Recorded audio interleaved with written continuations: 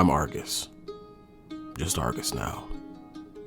I'm a mercenary from the Crest Mountains, looking to get as far away from them as my body can carry me. Though this eternal winter is making that annoyingly difficult. Almost as difficult as family, but that's not important and not anything I want to talk about right now. I don't know where I'm going. I'm just looking for stories to tell along the way, and I'll destroy anyone or anything who thinks they can get in my way and stop that from happening. And if anyone asks, this conversation never happened. I was never here. Got it?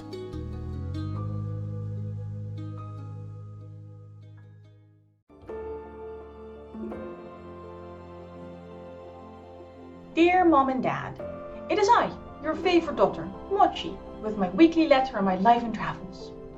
I do hope you're receiving these things. I haven't heard back from you in a while.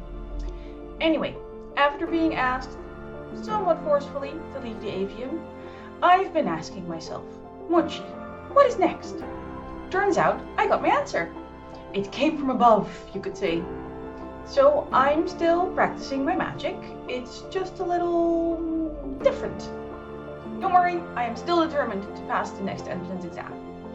But until then, I'm staying somewhere quiet and trying to use my magic to be helpful wherever I can. I promise I'm working really hard, even if things haven't gone totally to plan. But I'm sure I'll make Mom proud of me one day soon. I hope things are going well with you, and I hope to hear back from you soon. Love you and miss you, your most determined daughter, Mochi.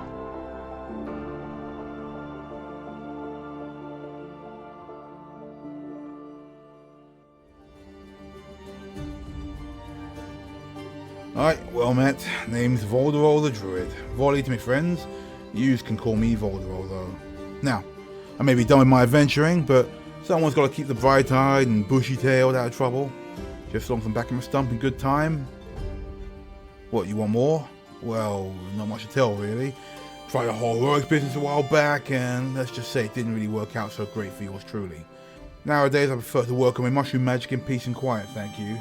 But I have a debt to pay, so I'm in.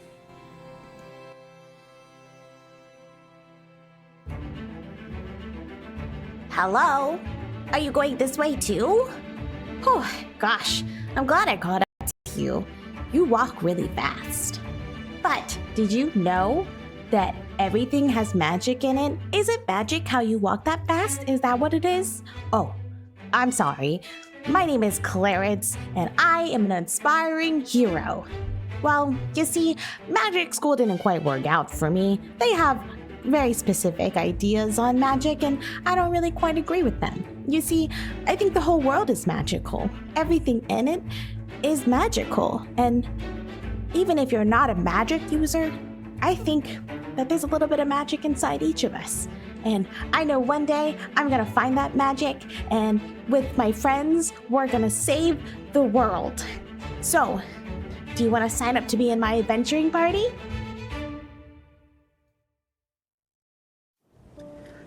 Oh, hello. Come on in. The bakery is warm. My name is Marley. Oh dear, you look frozen to the bone. The cold has a way of doing that. Cutting right into your bones, I mean.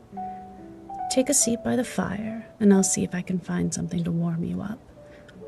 We don't have much in the way of baked goods on hand these days, not with the way supplies are rationed, but, well, I've lived long enough and I know how to make ends meet. Here, take this acorn loaf that's still warm from the oven. I know it's not much, but in times like these, if there's one thing I've learned, it's that folks have to look out for one another. You can always count on old Marley to have your back. Oh, no, you keep your coin. You just get on home while that bread is still warm. And take care. It looks like the snows are starting up again.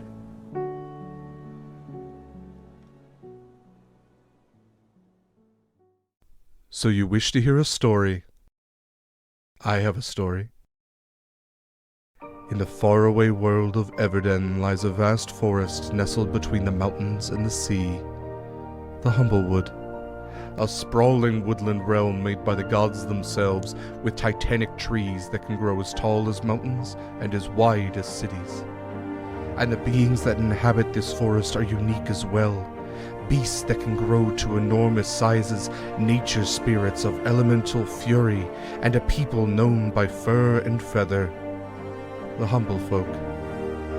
But in this ancient and magical place, all beings hum with an endless song, the great rhythm of life and death, and above all else, balance. But balance is such a fragile thing. When the snows started early, little concern was given. Some years had short autumns. Perhaps the storm god Altus had flapped his wings too hard and sent an early frost. The hearths were stoked, the children were bundled, and the food stores were opened so that none was left hungry. But long after spring should have arrived, the snows remained, and with each day, week, month, year of growing disquiet, the rime endured. It has been 5 years, and the hearths have gone cold, the children are shivering, and the food stores, as well as many bellies, are left empty. Yet there is hope. Not in the place anyone would think to look for it, no. Hope often arrives in the most unexpected ways. That flicker of light in the cold dark. A group of ordinary folk bound by fate, friendship, and the call to do what is right. This is the tale of those unlikely adventurers who fought to achieve the impossible. The tale of how everyday people can rise to become heroes that save their world. This is their story. This is your story. This is Humblewood, the Unwelcome Winter.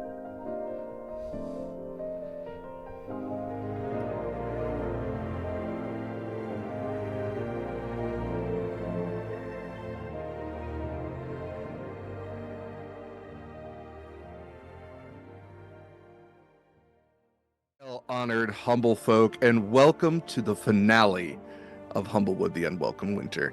I am Derek. I am your GM for this game. I use he, him pronouns. I'm going to go around and have these lovely people say a little bit about themselves, any last words they might have for their characters.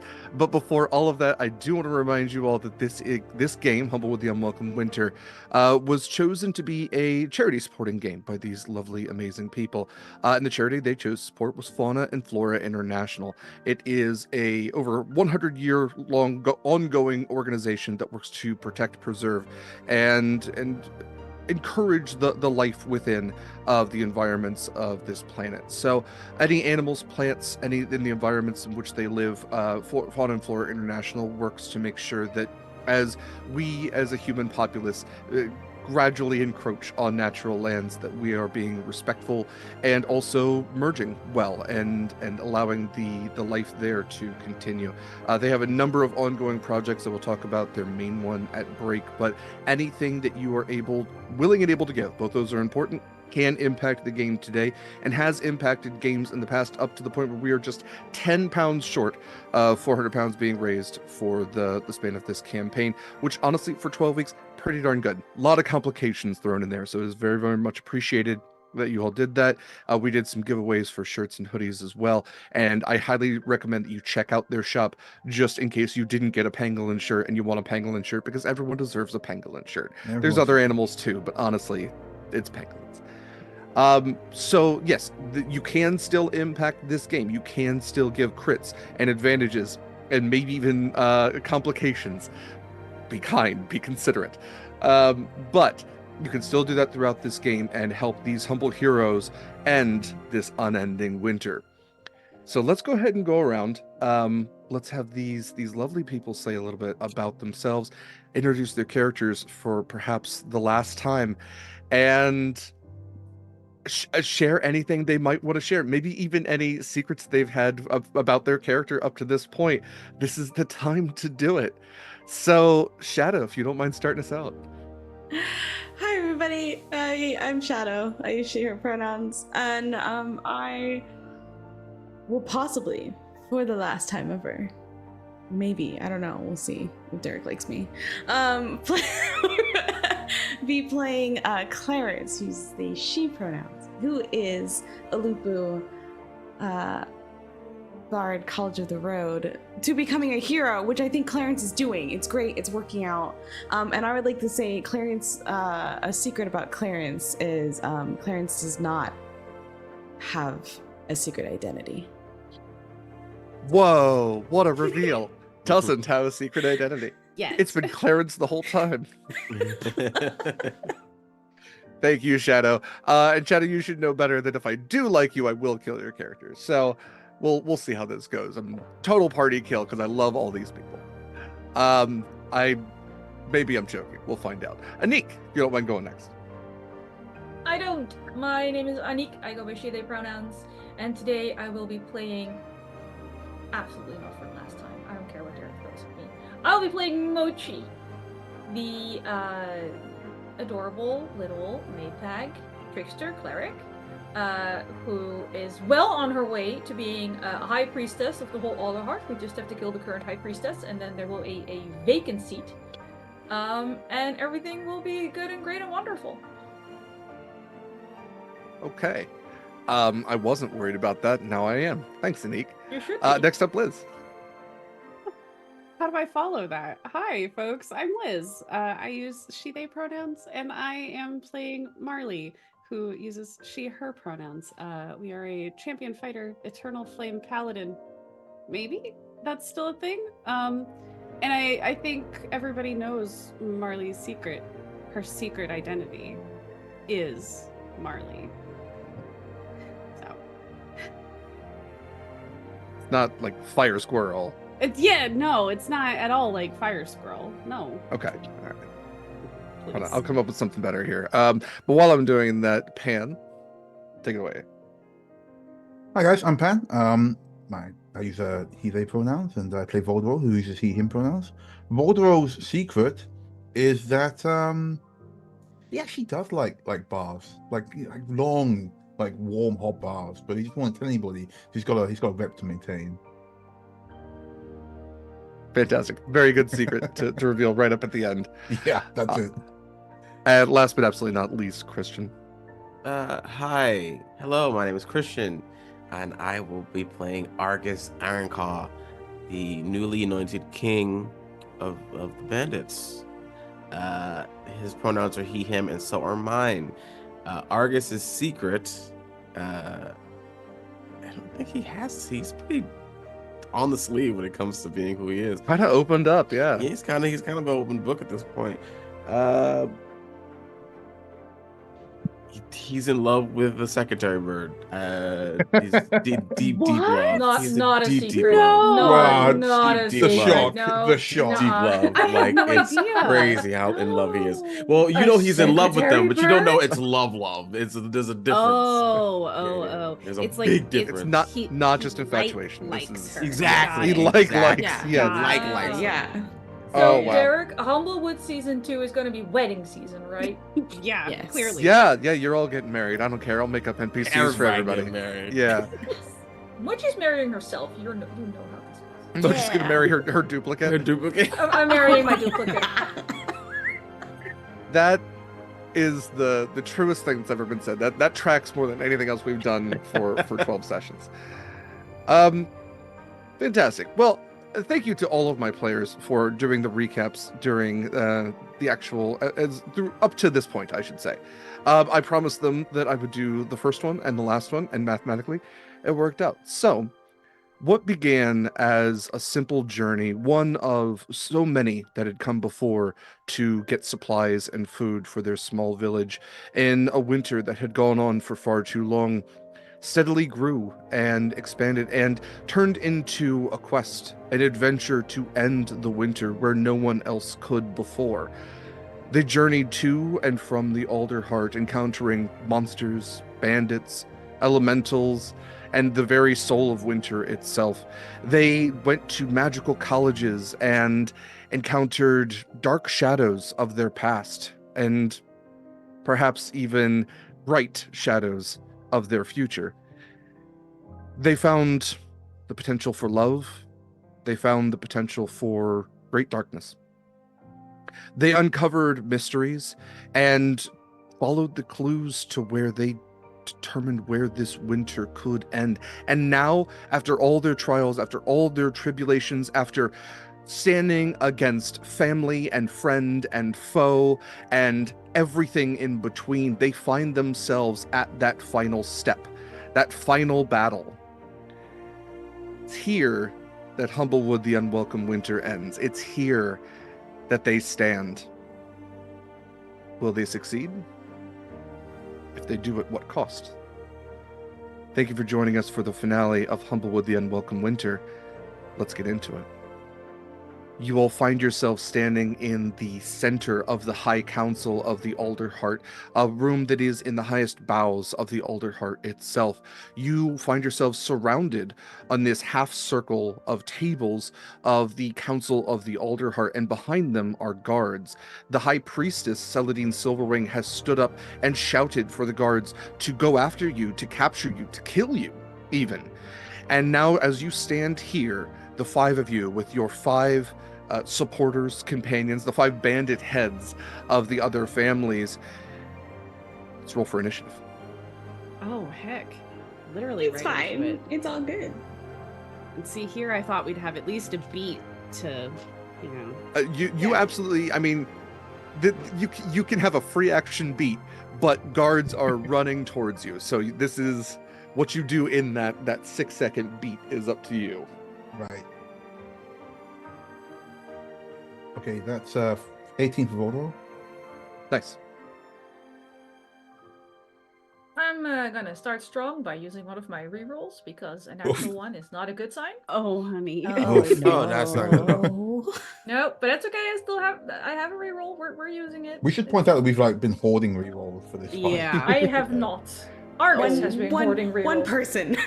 I've been spending them on a lot of bullshit, but it's fine. I haven't used mine at all. I think I'm good. I re-rolled a crafting check or something nonsense at some point. It's fine.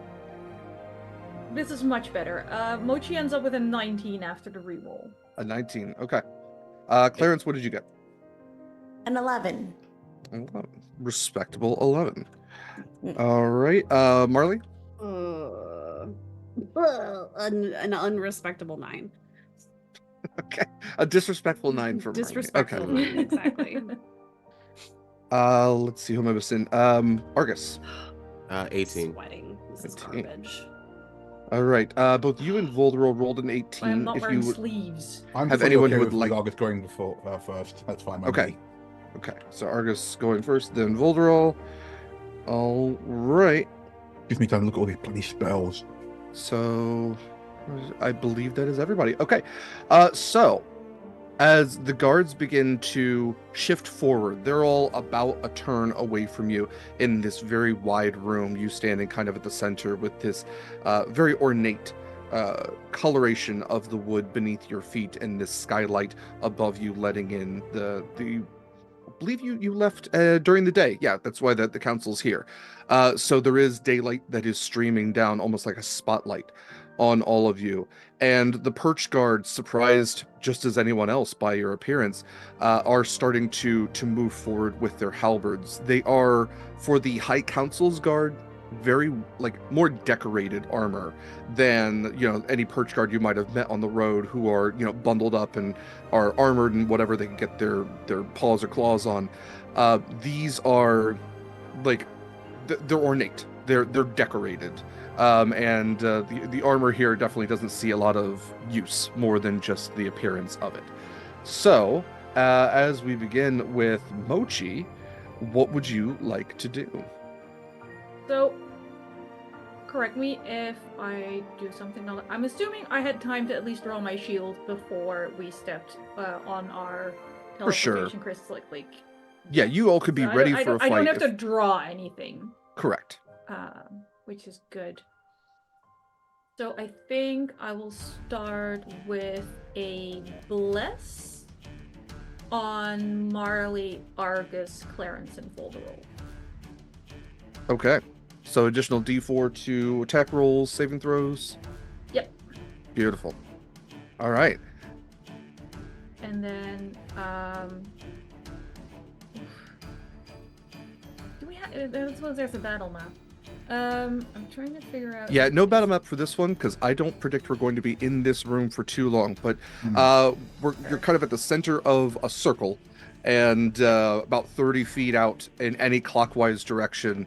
Especially if you think of like the clockwise hour hands, you're going to have a guard, and then a little bit closer in, like 10 feet from them, at least in the 6 to 3 range, you would have the High Council members. Can I just, does Bless stack? I don't believe Bless does stack. It does not stack, no. Bummer. Okay. It just seemed like a good first level spell to start with if you want to do something cooler later. I just want to try, because I don't know if we arrived in some sort of clump, I guess. I kind of just want to put Mochi with her giant ass shield between Clarence and whoever is looking at them funny. That could be done. Yeah.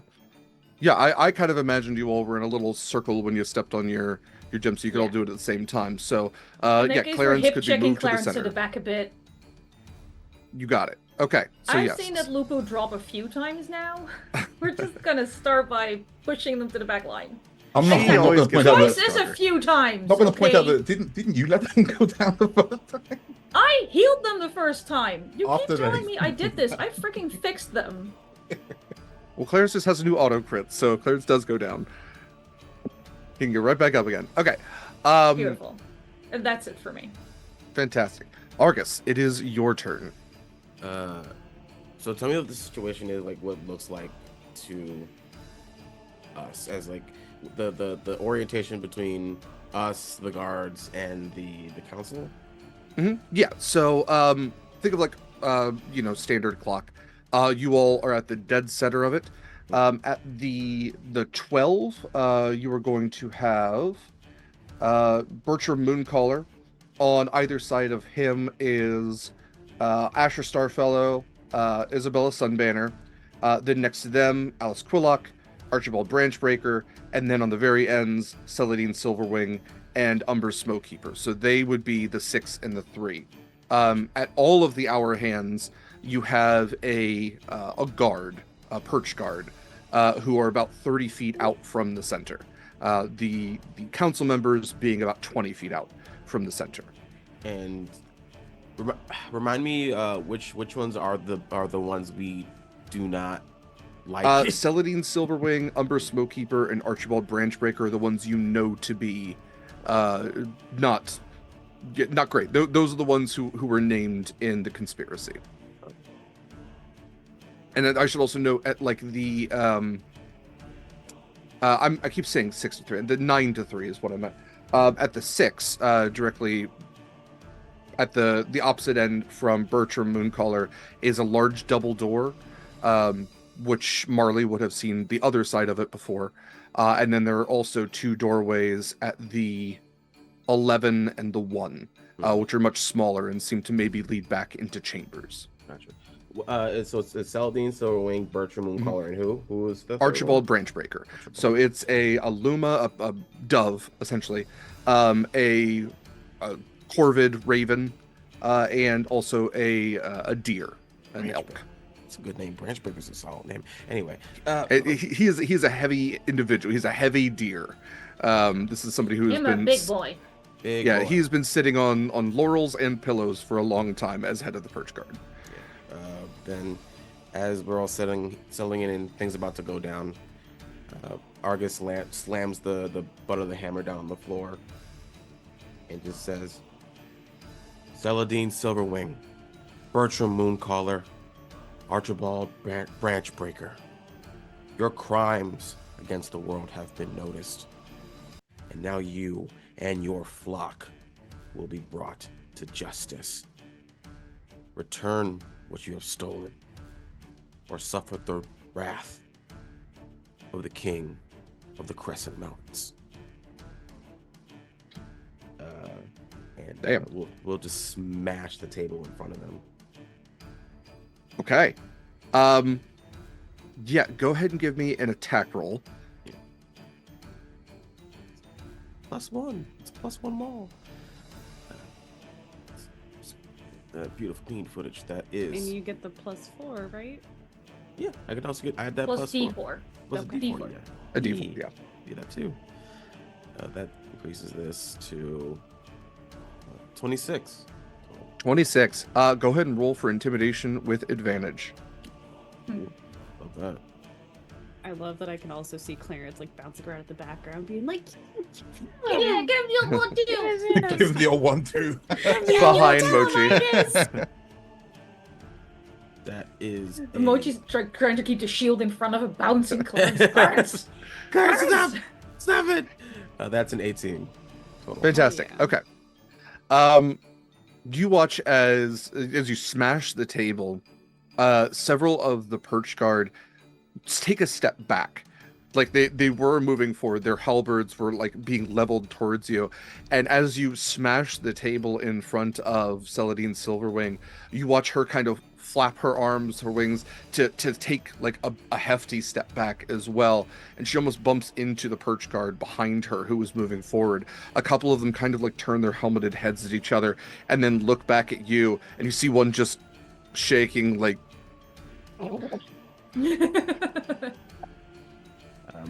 anything else for your turn, Arcus? If a guard does come towards me, I will rock his shit. Fair enough. Okay. I will hold my action to do that. Okay. Boulderall, it is your turn. Cool. Okay, so we're all in the circle here, in the main circle. I'm looking at the clock so I can get like clock stuff. Mhm. We're in the main circle. We got our quarry at 12 o'clock. And there's one set of double doors behind us. Yes, so there's double doors at like the 6, and then there's like doors, like single doors that probably lead to chambers at the 11 and the 1. Okay, but the double doors that seem to be the main egress in and out of the actual room. Yes, yeah. Great. That would probably be like if Marley had given you any type of strategy on the room, she would at least be aware that there are double doors that lead up like short level of steps, and that would lead you back into the main portion, the lower portion of the altar heart. Okay. In that case, Voldemort, like Argus said pretty much everything I had to say, but he looks at Alice and he's like gives her a look that says, "Trust me," as he casts Tangled Growth in a circle around us. It basically makes the area covers it in tangled vines. These tangled vines start to like burst up through the ground. He like throws a circle of seeds around. They burst up out of the ground. Everyone, all of us, we sorry, this is a lot of writing. You're all good. All of us have advantage on all saving throws while within the circle. Everything outside or hostile creatures have to roll a dex, or they take 3d8 bludgeoning damage and become grappled by the vines. Okay. Nice. All right. Love that. Anything else for your turn? No, that's it. He stays with the group, stays in the center. We've got protection. Okay. The guards are going to move forward. There is one guard that decides to go against advice and go towards Argus. The rest of them are going to try to move forward as well. So you said they have to do a dexterity saving throw Dex to not save, get caught? yes. Okay. I am not sure they're going to be any good at that. So let's see. It's a yeah, so that's 15 DC. 4 plus 1, so that's a 5. Hey. So they're stuck is what you're saying, is the vines kind of wrap around them. They're stuck and they take 3d8 bludgeoning damage. 3d8 bludgeon. Go ahead and roll that 3d8 for Let me. me roll that.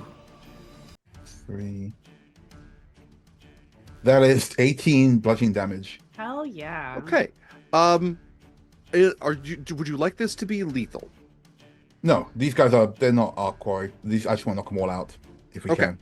It is not enough to kill them on this one, but I am just curious if that's something that you would be interested in doing. Okay. They don't know what's going on. This is just like, I want to keep them out of the way. They certainly don't. Yeah.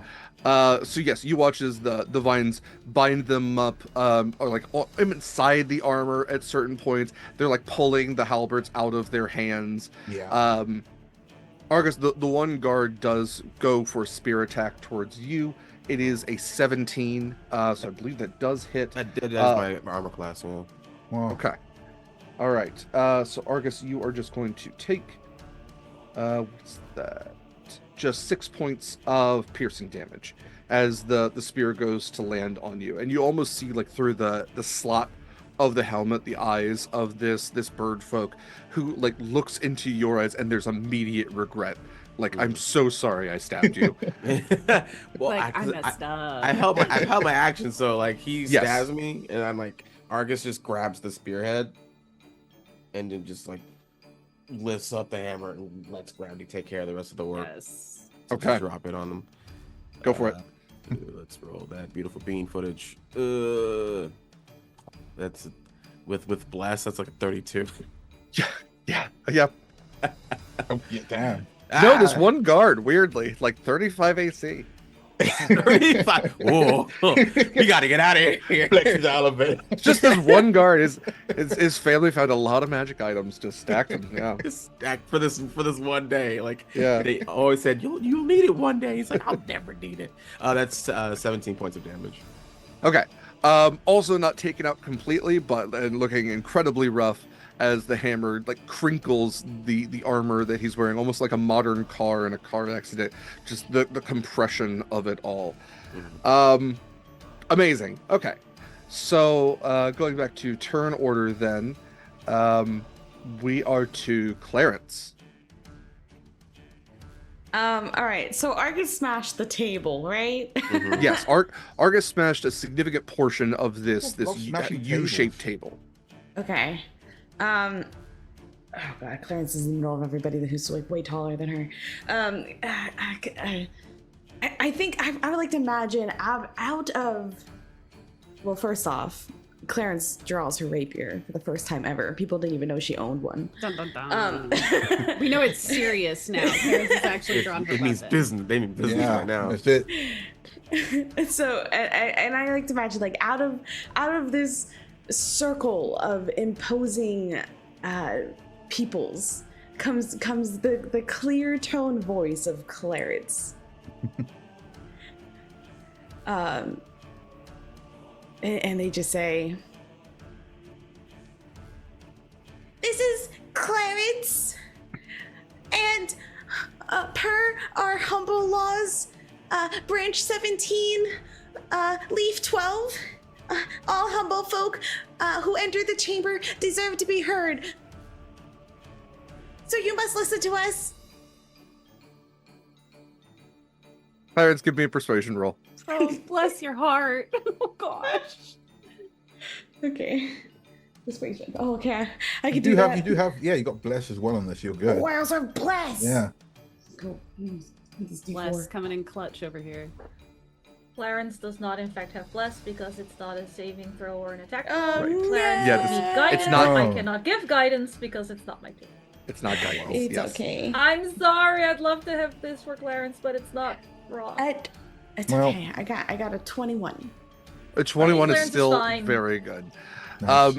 So Clarence, from the center of these marauders and potential murderers, the small voice of law and reason springs forth.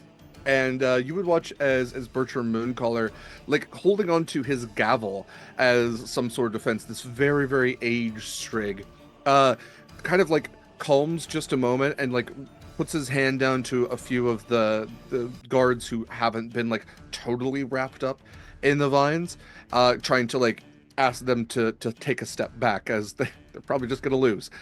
So it does seem like you were heard. Is there anything else for your turn?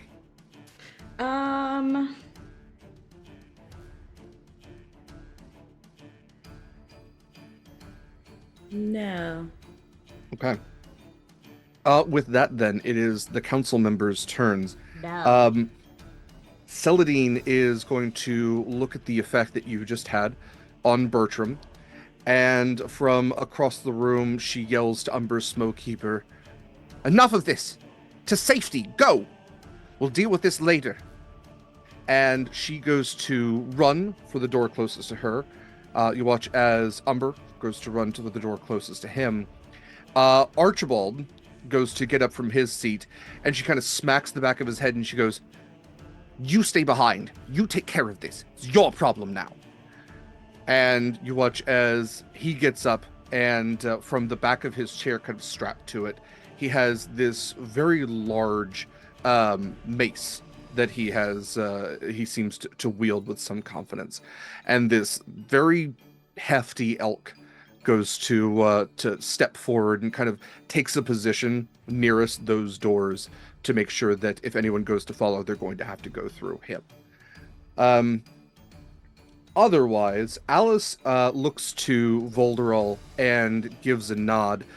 You watch as she twists her hand, and the double doors to the 6 o'clock of you all get covered in these very thick, winding vines and thorns, just as there's pressure on the other side, perhaps even reinforcements to the guards. And she gives you a little wink.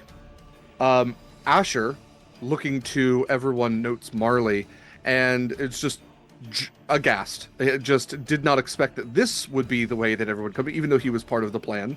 And there is a gleam in his eye as he sees you. Isabella. Asher, I'm Mochi. I talk to you in your head. Hi. Hi, Mochi. The only one, if let's see, past perceptions. Mochi and Volderol and Marley. I think the thing that might be oddest to you is that the seat of Isabella Sunbanner, she doesn't really seem to move much. In reaction to everything, she's wearing a hood. She is a gallus, so she is like a chicken, kind of, like a hen. But there's not a lot of reaction on her face. It's more just like she tilts back and forth, nods a little bit, leans forward a little bit, doesn't seem to really look at any of you. That is it for the council members' turn, so we are now to Marley. It's an interesting reaction. Seems like she's waiting for something. Yeah. Okay, so we have the big doors blocked off, but the two smaller side doors are clear, and Correct. People are heading in those directions. Both Celadine and Umber have gone through those doorways. Oh, they went and through already. I didn't realize they had enough gotten there movement and to through. dash their way through. You can no longer see either of them. But Archibald has stayed behind to act as a guard. Yeah, okay. Well, that kind of throws a cramp in what I was going to do. Shit.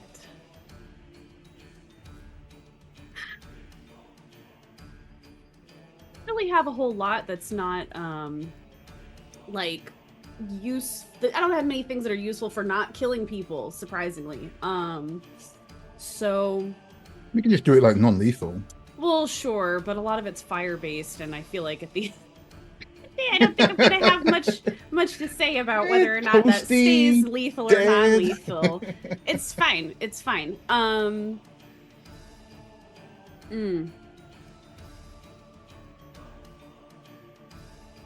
Yeah, gosh. I don't want to split the party and try to chase them down. I don't think that that's a really great idea.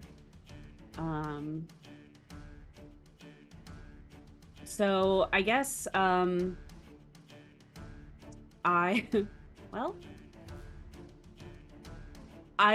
think Marley will fall back into her old habits, and she will take up a defensive stance with her sword in front of Asher. Okay. All right. So if anything comes his way, she's going to attack with great prejudice. Noted. All right. Fantastic. Back to, I guess it's now the bandits' turns. So the bandits actually look to Argus if you have any commands for them. Otherwise, they are just going to attack with prejudice, I should say.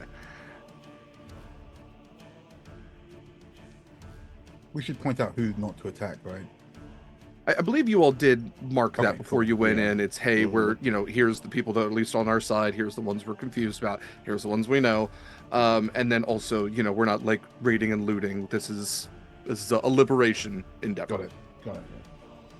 I would order 2 to go to the left door, 2 to go to the right door, 1 to stick with me. Okay. Okay. As they go, two of them, I will say, are able to get past as two of them do meet with Archibald. So I will have them make their attacks on him, and otherwise they will be engaged with Archie. And then yes, one does stay behind as well. So you watch as two of them are able to dash and follow after Umber Smokekeeper, but the door for Celadine is being guarded by Archie, and you find that he is able to kind of stand against two of the bandit captains at the same time. What's the distance? I get like how big is the room? I guess now that we're all kind of like spread out and weird. Probably about 40 feet across. Okay. Yeah. Beautiful. Solid. Thank you.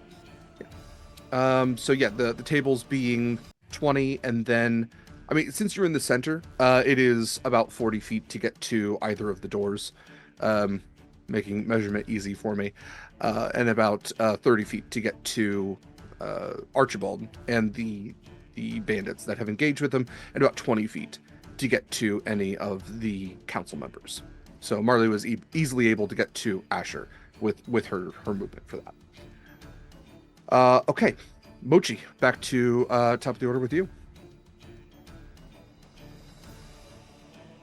Apparently, we're not splitting the party because that's what Mochi wanted to do. I don't think that was ever voiced aloud. No, that's Mochi. just, Yeah, that's that just was me awesome. thing.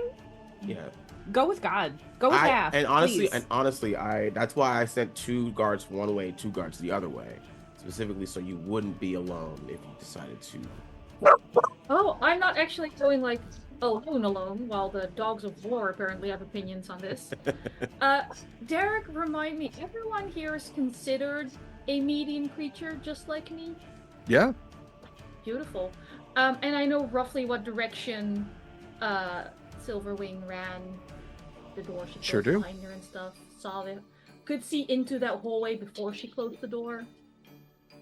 It's more like the hallway curves around. There's no actual doors on them, so you don't even have to worry about locks or anything. She just went down a hallway. You can see that there are stairs. Oh, okay. Not worried. Oh, okay, so Marley is with Asher as, as is right and just and perfect and... do I Half wills it. leave? Half wills it. Look, I have ceremony for a reason, guys. I'm just... Oh, because there's a big, mean elk here. And at the same time, Volderol and Clarence are super capable, and Mochi can't take Silverwing alone, so we're just gonna Dimension Door with Argus after the fleeing people, because fuck that shit, they're not getting away. Okay. Argus, let's go! What? Hold on, honey. What? Please keep hands, legs, arms, feet, and wings inside the vehicle at all times during the journey. So where are you dimension dooring to? As far into the hallway as I can assume is safe. I don't want to run into any of their wards or traps or spells or whatever direction that they went. Because we've been here before. Ish. I would say maybe Mochi's been here before. Mochi could have I gotten... live here. I go everywhere. Mochi could have gotten a leg up, absolutely. Okay, so dimension dooring your way just about 20 to 30 feet inside of this hallway, you can see that you're almost inside of the hollowed out area of a branch here. There are stairs that lead a little bit way downwards, and then it seems to lead onwards where there are windows with glass panes in them. But this seems to lead towards an antechamber, perhaps even a preparation chamber for the council. And you can see that it is lit with the natural bioluminescence that is utilized within the Alderheart. And you cannot see Celadine from this point of view, but you can see that there is a larger room up ahead. Okay. Yeah, because I figured a trickery raccoon would have clambered around here when she was just a little itty-bitty raccoon at some For point. sure. You're definitely been lots of places you're not supposed to be. Oh, so, absolutely. Mochi, if you'd like to roll me a history check, you could maybe remember love what one. lies up ahead. Yes. Beautiful. That is a natural 19. Yeah. Okay. And then we're gonna scroll up because I was on my spell sheet. And then we're gonna add 3. Oh wow. 22. So, Mochi, I think you've definitely been back here. Have almost been caught back here a couple of times. This is the so where's the council chambers where you all were? That's where the business gets done. The paperwork and everything, and like, you know, writing everything down, that all gets done in the antechambers. That's also where, you know, they can rest afterwards. There are couches, there's a little fireplace, there's a library. That's also where like the staff tend to work as well. It's very West Wing over there. Pun a little intended because they're birds. But also, you note that has other exits towards the higher boughs, where a lot of the mages, the druids, try to get literally as close to the sky as possible, and a lot of the, you know, the high priestesses and priests will go to try to connect to a lot of the amaranthine, because a lot of them are bird spirits, and they're trying to get as close to the sky as possible to connect with them. So you also know that, like, as a servant of Hath, there have been, you know, stargazings to try to see the path of Hath in the night sky. So it is possible also that they could be going outside. That is the logical next step of that room. Okay. After the mentioned door, I have movement, and I'm gonna assume Argus is gonna follow me. Clearly, Argus would not be surprised if Mochi does this, so Mochi's just gonna hustle on and assume Argus follows. This way, I think. Always leave a modifier in case you're not entirely sure. And go after them. Okay. All right. So using your movement, you are able to get into that antechamber. You can see that the fire is not lit, and that the doorway, that the two hallways do lead to the same room. That's the thing about them. It's just so, you know, you don't clog up one hallway if you have 7 people. So they both lead to the same room. You can see the other end of the hallway, and then you can see the large doors which lead outside have been left slightly open, as if someone has run out them in a hurry. Beautiful. Argus, I was right, they're going this way. And then, yeah, I'm not gonna bonus anything. This was bad enough. Okay. So back to order then, as you'll use movement to get there. Argus, finding yourself in this room, movement expended, unless you would like to dash. But is there anything you'd like to do in this room, or any preparations you'd like to make before moving forward? Like I said, you can dash to get out those doors and see what is outside in the branch. Yeah, I think if Mochi points to that door, it's like they went that way. Argus is gonna do like a cursory glance around the room just to make sure that that's not a trap, just because that's in his nature, instinct. To make sure like they left the door ajar and then hid behind a desk. Like he wants to make sure that they didn't try to trick them in any way, shape, or form. Yeah, you can give me a perception check if you're looking for like any type of magical traps. You could do Arcana instead, but perception would pick up a lot of things. It's a good across the board kind of one. Perception. Oh, natural 20 for 24. Oh wait, I'm gonna add a little bit more to that just in case it's a higher DC at 25. Yeah. Okay. Argus, it is with a 25 that you note that there absolutely is somebody that has pushed through the doors. That whether it's just, you know, you go to touch the handle, you notice that it's just warm enough that somebody's recently touched it. But the other thing you note as you are looking around this room is that because of the cold coming into this room from the slightly open door, you and Mochi can see each other's breath. And you can also see the breath of something you can't see in the corner. Get him! Knowing that immediately, acting like he's about to go through the door, and then almost taking off in a sprint in the direction of the breath, and just taking the whole maul and just like shoving it like at where the breath is at, to just crash it against the person that is there. Okay. I would say this would be at disadvantage, except for you do know where the breath is. You are able to identify that, so this is a regular attack roll. Go for it.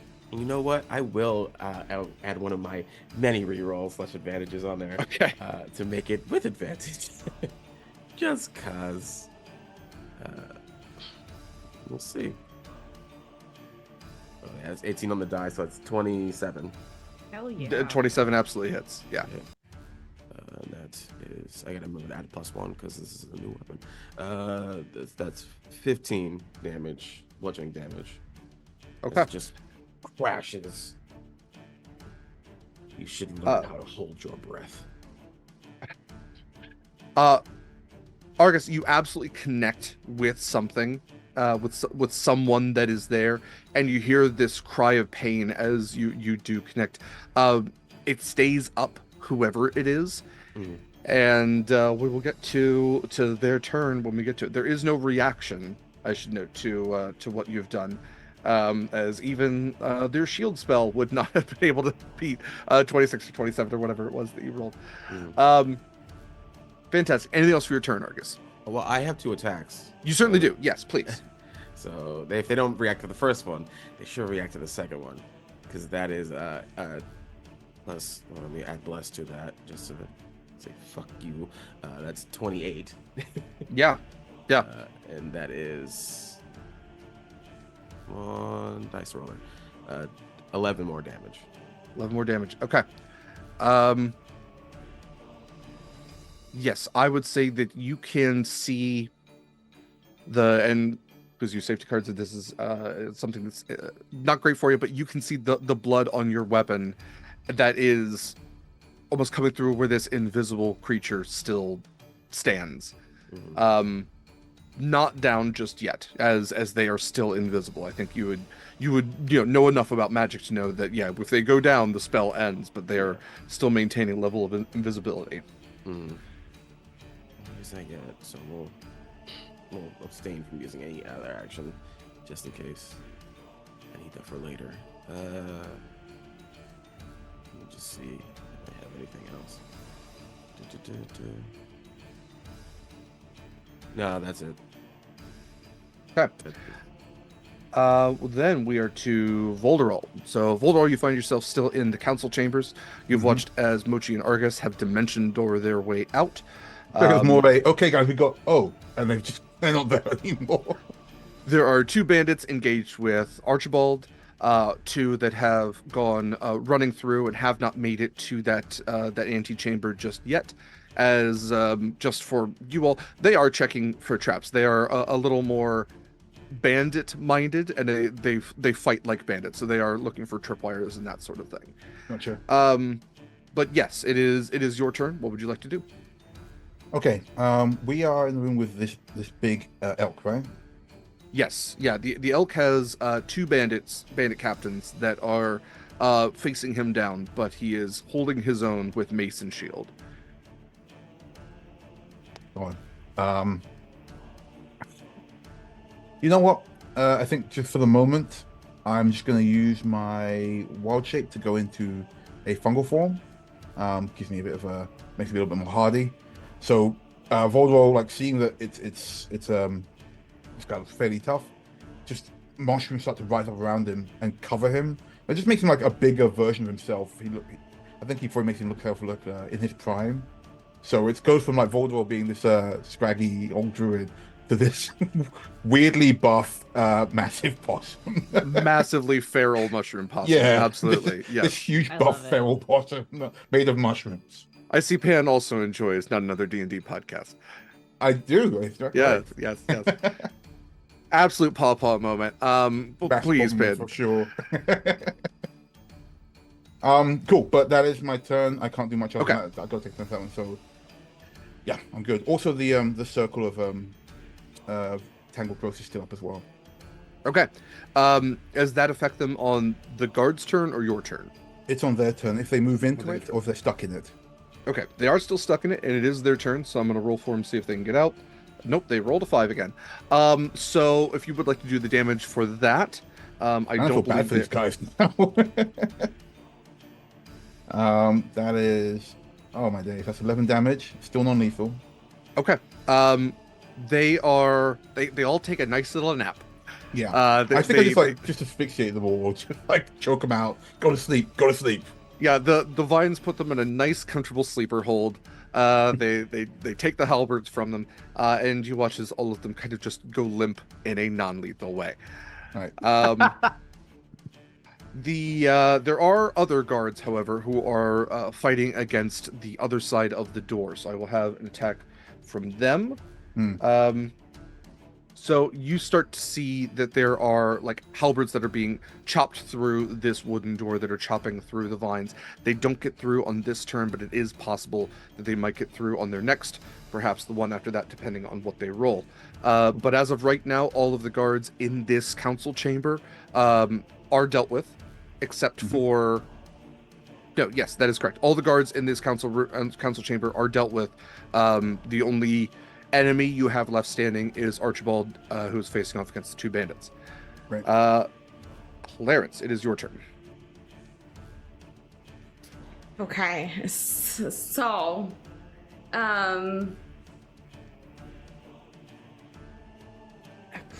okay, all right. I can get to Archibald, right?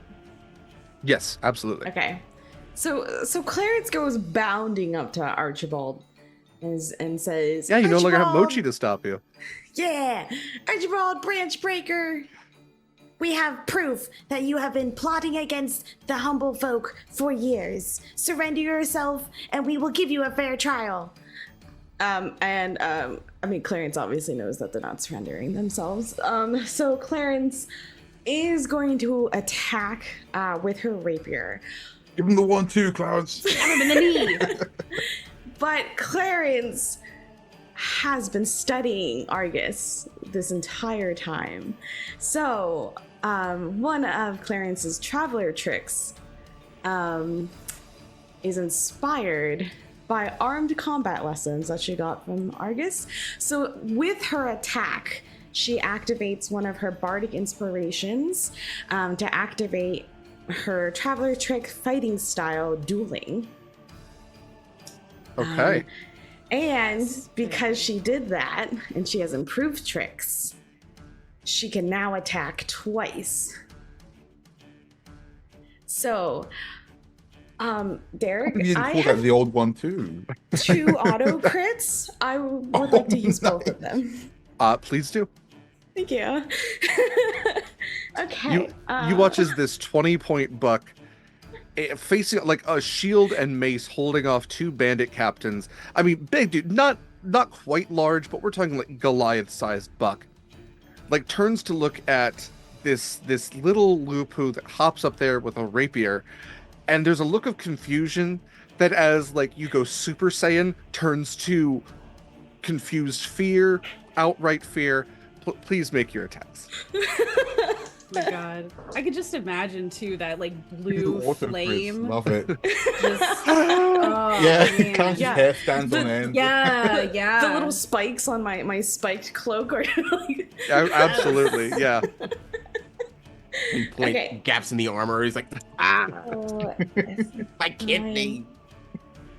Because I can double the die, right? You can double the die, or you can double the damage that you roll. Okay, and I do that twice. You sure right? do. Okay. Sure do. So I doubled the die. So the first one is going to be 12 points of piercing damage. Okay. And the next one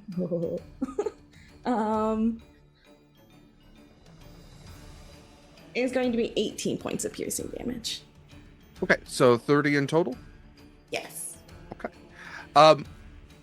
Clarence, how would you like to finish off Archibald? Shut the front door! That's what I'm talking about! No! That's what I'm talking about! He had taken enough damage from the bandits. It does not have to be non-lethal if you don't want. You don't have to be non-lethal with your rapier, but he had taken enough damage from the bandits that he had 30 hit points left exactly. So, yes, how would you like to take out Archie? I think it definitely would be non-lethal. How can you humiliate him into submission? Yes. So I think Clarence, you just see this energy activate, and Clarence with her rapier just kind of finds all of those little weak points in his armor and is able to dodge around his shield as she just kind of like stab, and then thwaps him across the head, like to knock him out with the rapier, and then kind of stands on top of him. Like I feel like she lands on top of him, and 100%. And then like turns to face like there's at least oh my gosh, I know Alice is still in here, and Isabella is still in here, right? Yes, Isabella, Alice, and Asher, and Bertram. So there are 4 of them still in here. So she stands and turns to them and says, "We have proof. Please listen to us." Okay. First of all, I just want to note that it's headcanon for me that Clarence just went poke, poke, poke, poke, poke with the rapier. Go ahead and roll for persuasion with advantage. Yeah, I'm definitely assisting there. Oh my goodness.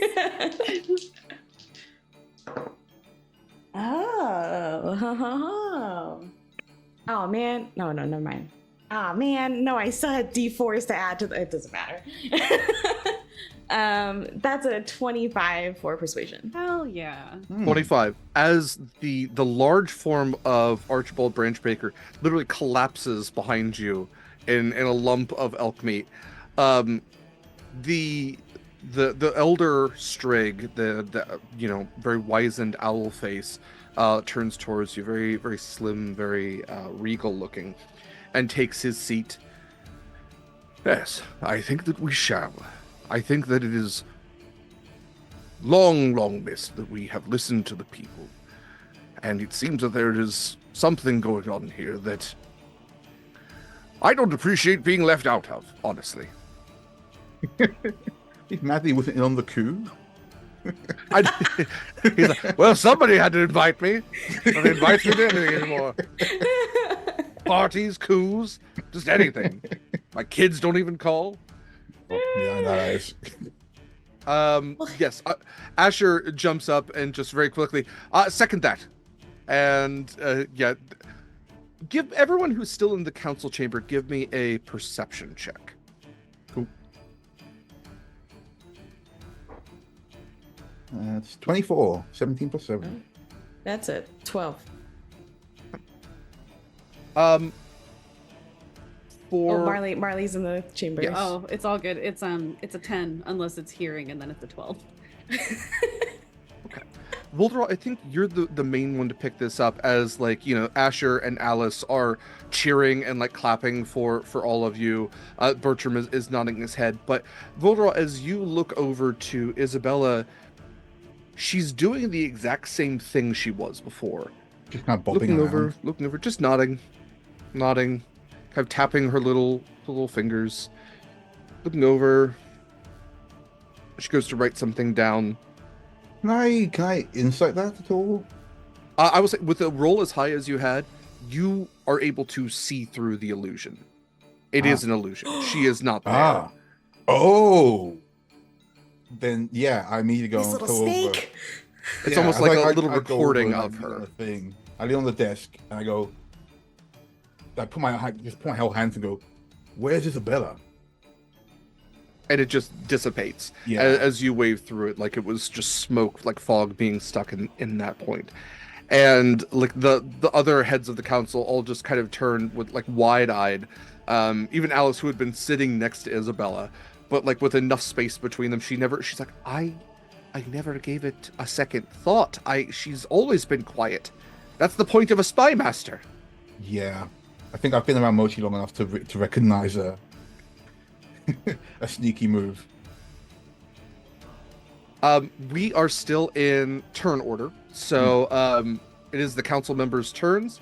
One of whom is Umber Smokekeeper, who, though he used greater invisibility, has taken a couple of hits. And so in retaliation, I will need A Constitution saving throw from Argus and Mochi. Oh, ooh. It's DC 14.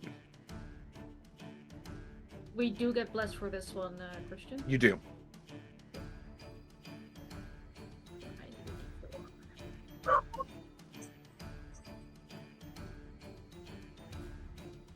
So, what'd you get, Argus? 22. Fantastic. And is this a magical spell? It is. I, at level 8, took a wonderful feat known as Mage Slayer. Of course. Oh Of course. So, as he casts the spell on me, I get to rock his shit once again. That's Oh pretty- yeah. That's a reaction. So he's like That was a uses mistake. spell. It was a mistake. He uses that, and Argus just like I don't know what the spell was gonna do, but like as soon as he becomes invisible, uninvisible, or no, he's still invisible. I'm gonna use an auto crit. I'm gonna use 3 of my advantages for an auto crit to just cave in his face a bit more. Okay. We will resolve that momentarily. Mochi, what did you roll for your con save?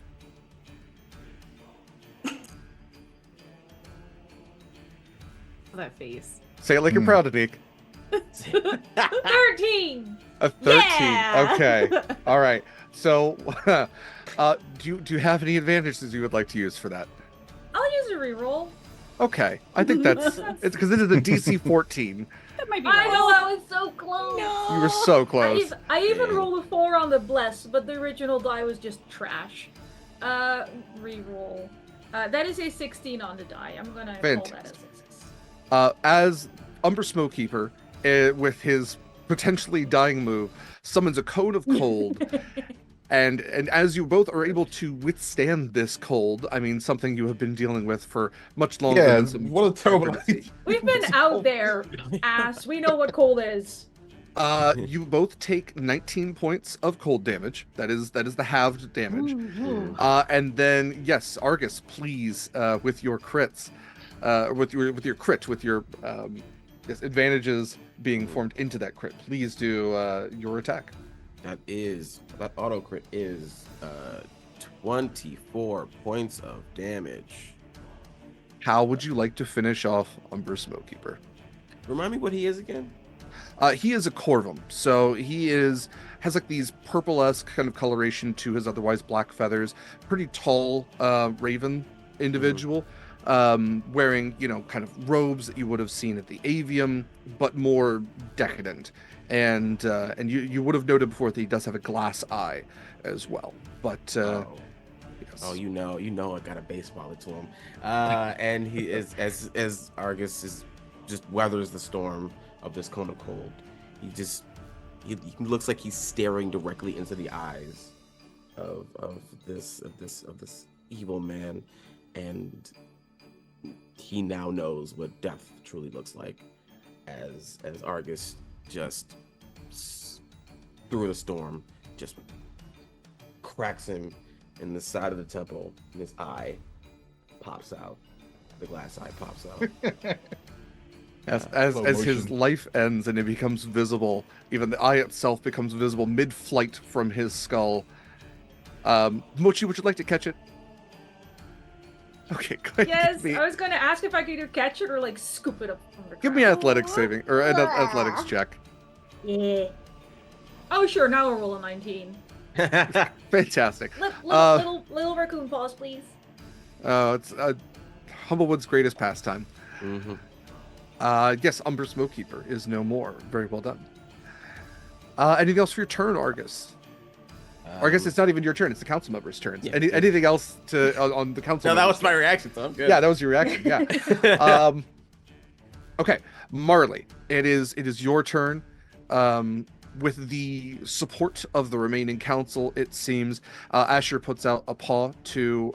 In my mind, you like jumped up on the table, but Yeah. he kind of puts out a paw to you to help you down. also just in awe of the heroism that you and your friends have displayed. Okay, so everyone in here is willing to listen to what we have to say, minus the guards who are otherwise occupied, basically. They're sleepy. They're all sleeping. Okay. I think if that's the case, Marley's gonna kind of gesture to Clarence and Volderol and be like, "You guys got this. You got this. You're good." I think this is all pretty much handled. There's some guards at the door, but we can probably assume that those on our side, and he gestures to the council members, will handle that. The main thing is finding the spy master and catching up with Argus and Mochi. Yeah. Okay. And I think at that point then, these two are the ones who have, like, they're good with words. And Marley trusts them to be able to get the point across that we're trying to convey here. So I think she's going to swap her sword over to her non-dominant hand and then turn and grab Asher's upper arm and push him out of the room. We're gonna follow back around to the antechamber to try to catch up with Mochi and Argus. And I think taking Asher with me is like, he knows where people would be. Where can we find the spy master? So like as we're going, she's like, where are those chambers? Where would they normally be? Why wouldn't they be here? Mm-hmm. Yes, so as you all are moving, Asher is also remarking, I have no idea what happened with Isabel Sunban, and none of us really seen her much. She comes to council chambers every now and then, doesn't really say much, hands some papers over to Celadine, and Celadine typically reports for her. She's always been quiet. We just figured that was the way of things. It's also why we wasn't sure if we could trust Isabella or not, because she always reported to Celadine, but now it seems that there's something like, else. Halfway through his little monologue, she's like, could she be dead? Yes. I don't know, but yes, she could be. A spell to make Celadine. it look like she's still alive. Or Okay. Umber. Ah, great. But Celadine is she is the high priestess of the Holy Branch, not just of one of the Amaranthine. She is of all of them. She is incredibly powerful. Okay, we need to move, and like starts like ushering double time down this hallway so that we can catch up to Argus and Mochi. So as you all reach the antechamber and find the viscera of Umber Smokekeeper, what's left from the Mall of Argus, with like this vertices of ice that's like kind of slightly encrusted on Mochi, a little bit on Argus, and an otherwise just like somewhat devastated room. The Cone of Cold is a very powerful spell. Yeah. And you just like find Mochi just waving at you. You see the doors, you would see everything else as you walk in. And that is where we're going to take our break. So stick around, folks. We'll be back in about 10 to 15. Take care of yourselves, and we will return to the finale of Humblewood, the Unwelcome Winter. Do the things, stick around.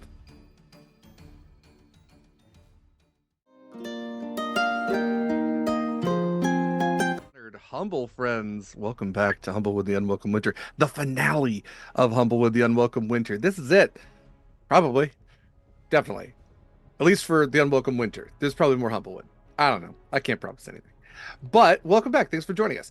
If you weren't already aware, hell, if this is the first time you're joining us, weird energy, but I respect it. Welcome to the second half of a game that's been going on for up to this point 11 sessions. This is the 12th.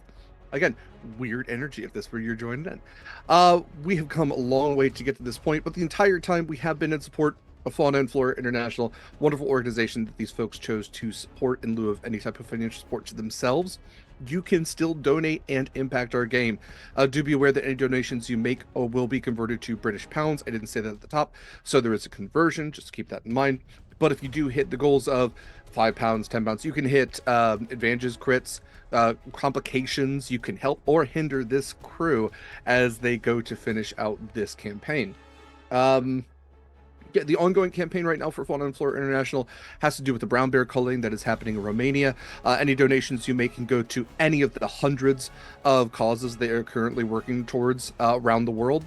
but the big push right now is to try to fund electric fences for farmers, probably train dogs as a deterrent for bears, and probably train wildlife staff to better incorporate human civilization that is encroaching on bear natural habitats.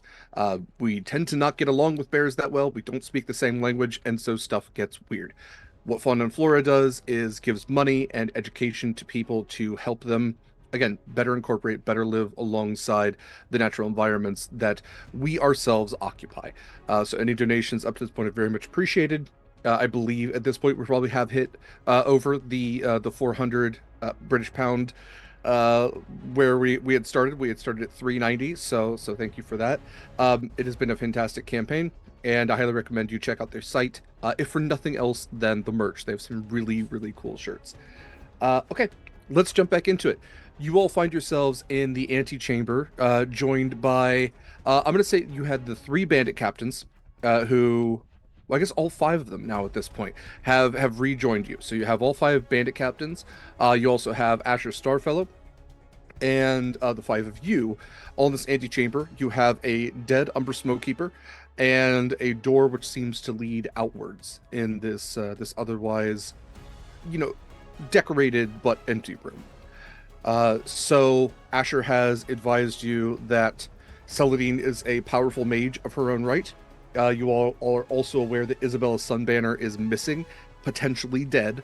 How would you all like to proceed? We don't necessarily have to be in turn order for this, but we will keep the same turn order as we get back into combat. But it's at a lull at this point. I'm gonna take the time after the hit, after the strike. I'm gonna second wind, and just like breathe in, breathe out, and the ice that's on Argus is just gonna melt away. Dramatically. Dramatic. Yeah. So I want to do that real quick. Okay. Yeah, definitely regain those hit points. Mm-hmm. I think Marley kind of takes in everything that's going on in the room, like the dead body in the corner by the door, and kind of looks around and gives everybody kind of like the download of what happened in the other room, and also specifically that Sunbanner is either dead or missing, and we don't know which one, and we need to figure it out somehow. The only way to figure that out is to go through that door. Ask her ourselves. If I use the helm, our dear lovely helmet. Yeah, the antlers. Yeah. Yeah. Oh yeah. Could they tell me where it is, or if that's like what does it do when I use this item? So you were using the antlers. Let me scroll down to where those are. There we go. The antlers of True Path. Basically a divining rod. This says 10 minutes, but we determined that this could be like an action, visualizing a person, place, or object you are familiar with. After this time, the antlers will pull you towards the target for as long as you maintain concentration on the effect, as if concentrating on a spell. The antlers will only pull you towards person, place, or object if it is within 1,000 feet of you and on the same plane of existence. And it can be used once per dawn, once per day. Then I'm gonna use it to find her. Okay. Yes, they Wait, are. which her? Silverwing or Isabel? Silverwing is the one that's more pressing right now. So. Yeah, currently Yeah, okay, Isabel's okay. a concern, but Sylvan, yeah, definitely. Well, okay. Just in I case. I wanted to do something while Argus is doing something, so we're like not Sure. wasting too much time. Because I need to heal myself a little bit. Okay. Because I did take 19 damage, so Mochi's gonna. First, she's gonna show off her cool. She's gonna show off her cool wounds to Clarence, and then she's gonna. Oh, okay. Okay. Argus, absolutely. The antlers are pulling you towards that slightly ajar door. The cold wind is coming through. Outwards and upwards, it seems. Yeah, what we suspected. They're heading towards the highest point. Yes. I'm also going to assume that our dear treasure is up there as well. And they're up to probably no good trying to race to get to it. So all our questions can be asked when we get there. And Mochi, was there something else you wanted to do?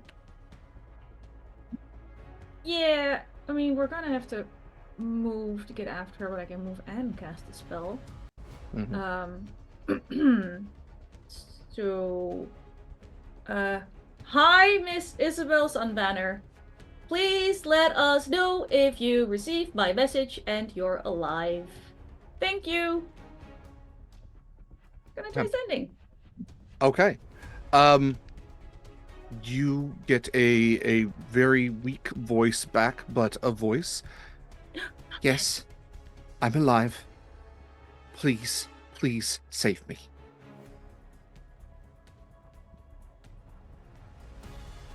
She has 20 words left, so she doesn't tell me where she is. Perfect. Figure. Fine. I'm not sorry. I'm not sure where I am. There. Anything. Describe the bark. Close your eyes. What do you hear?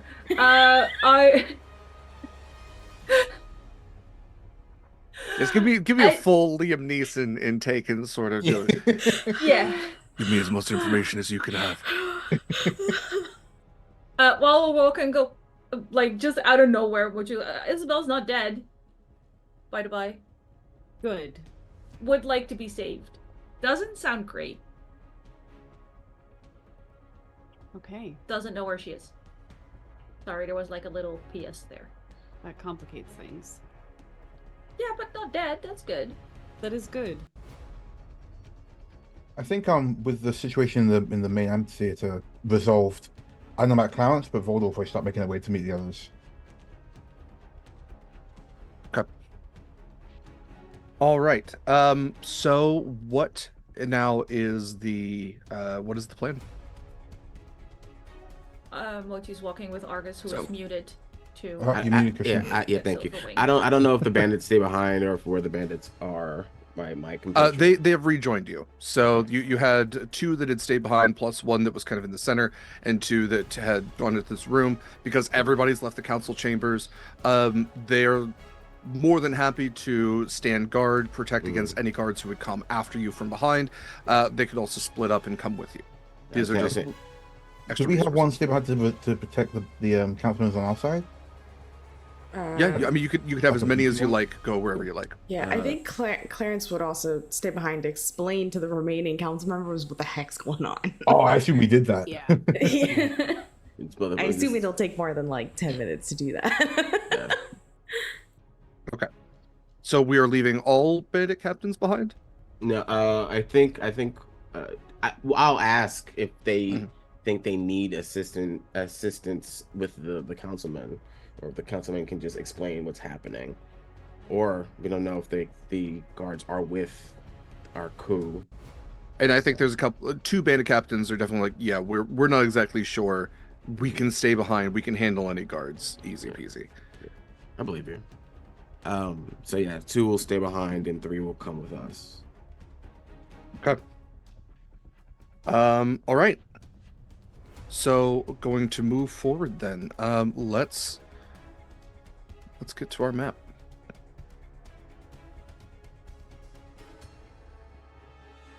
Drag y'all there. Right. So you can see on this map, I didn't know what time of day it was going to be, so forgive me that it is night on this one. But you can see that the entrance there, that's where you would come out of towards the north. So you may put your tokens wherever they lie.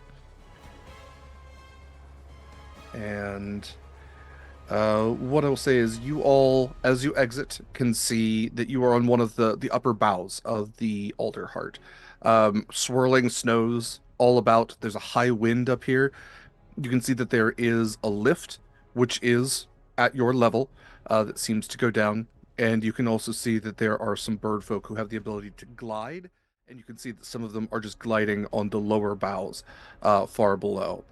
But there otherwise is, it's tough winds, swirling snows, and if you all could give me a perception check. Mochi has never been happier she took Featherfall. Oh, that's a 10. And very nice.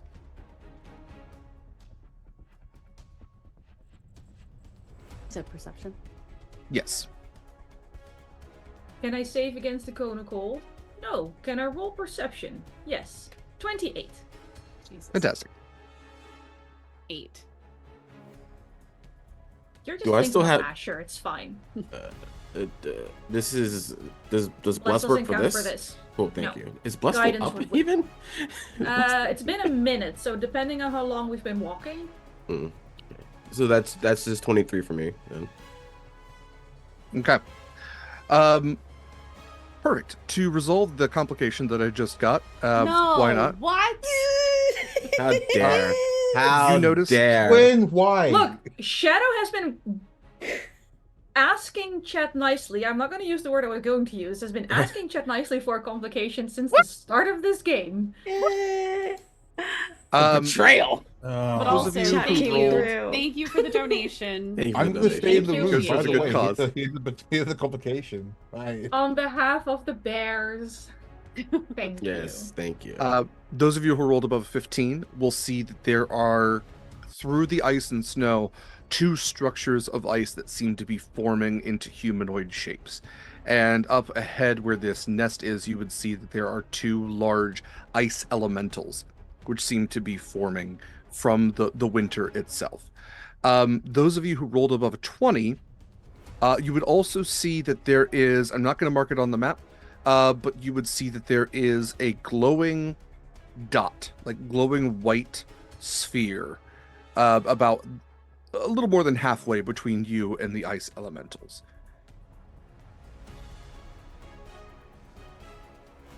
So, Perfect. keeping turn Sure, it's no order, problem. we have Mochi going first. Mochi, what would you like to do?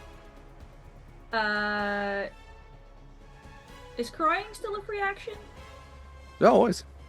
Beautiful. Mochi would like to cry. It freezes on your Featherfall, face. but beautiful. She has Featherfall, but this is like not great.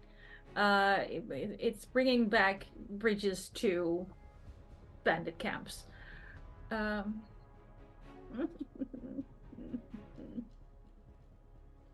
You guys go first. Mochi's gonna delay. Valid. Okay then. Argus, it is your turn then. Hey, are the ice elementals like right next to one another? They are within 10 feet of each other. Okay, 10 feet of each other. Okay. So they're within each other's reach, but for a medium creature, it would be a little outside of their average reach. I can't even get there. I can't even. Ooh, that's a distance. Well, only way forward is forward. So, Argus is just gonna walk his distance towards the. I can't even get that on double move. So we're just gonna move here. We're all just like desperately trying to measure this out. Yeah, we're trying to figure out like our path. 800 rulers on the map. How far do my spells reach? Okay. Is that it for your turn? That and I'll prepare an action if one does come my way You to got it. strike. Okay. With that, then we are to Volderall. It is your turn. Okay. I'm gonna. Oh crap! It's lost the page. There we go. I'm gonna move forward as well. That's. I feel like a dash by the best move, right? At the moment. So yeah, just a 6-foot dash. Yeah, don't wanna you get too get much your from- buff mushroom buddy up there. Yeah, that's what I'm trying to figure out. I don't want to get like in Arx's way, so about here, just to absorb any like. Oh, I'm not moving. 1 second. Just to absorb any issues that might come this way. Okay. Yeah, that's it. I can't do much else. Yep. That's fair. Okay. It is the elementals' turns. Okay. So you would watch as they go to step forward, kind of like their footsteps crunching, leaving behind bits of like sharp ice behind them. Just becoming, as the snow whirls around them, almost invisible as the winds kind of thicken around you. Nevertheless, you can, as they get closer, absolutely see them. And let's see, I'm going to need my own ruler. So, okay. They are going to take their movement just to get right about here. And I will need, see, Argus and Volderol to make dexterity saving throws, please. Oh, yeah, love it. It is DC 15. Do we still have that special? Yeah, it hasn't been a minute. I think you're just on the latter half of Yeah, this, because I'm not sure we've been through 10 That's rounds. okay. I got a 5. Then yes. Then the D4 might not save you. Maybe use a Yeah, reroll that's- because you might get knocked off a branch. Yeah. You know what? I do. Yeah, I do have a reroll. I'm gonna use my reroll. I rolled a 19. Oh, thank God. Okay. And I'm gonna roll for the bless. So what? D4. Yes. Okay. Hashtag 17. blessed. 17. Okay. You all take 20 points of cold damage as, almost like creating their own balls of ice and snow from their body, they pull out these large chunks and hurl them at you. So 20 points of damage, but you all are not knocked back or pushed in any way, so you all do stand strong against that. That is it for their turn, so we are now to Clarence.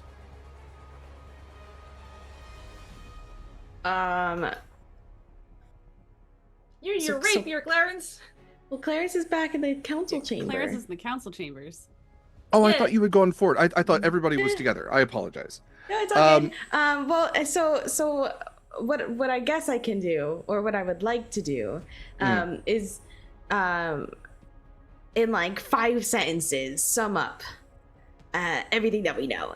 Like, these 3 are evil. They stole the thing. They made a deal with the bandits. Now we have Eternal Winter. They killed everybody. They need to be stopped. If you would like to, we can retcon and say you did that before everyone else went to the antechamber, and you could join them. So after making your Okay. impassioned speech, you do your mic drop.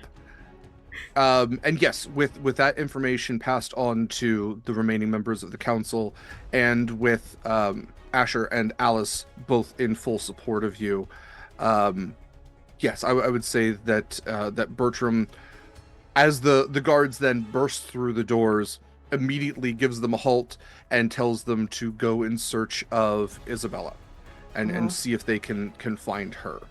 I imagine Clarence probably gives them like the letter that we found and Yeah. the Clarence also Absolutely. gives them some rope so they can tie up Archibald. solid plan. Love that. Oh wait, did yeah. you not kill Archibald?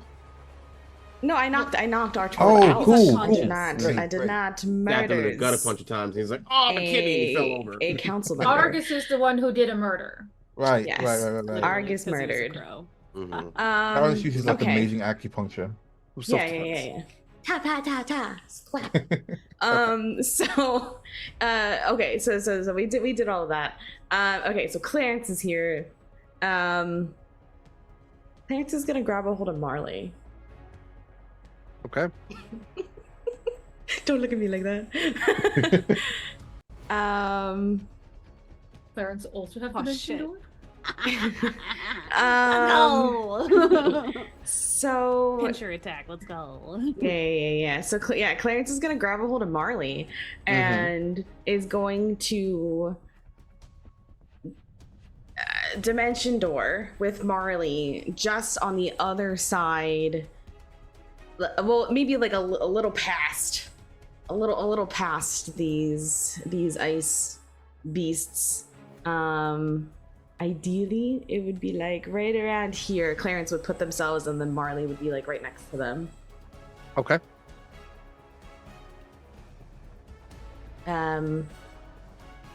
Okay, that's my action.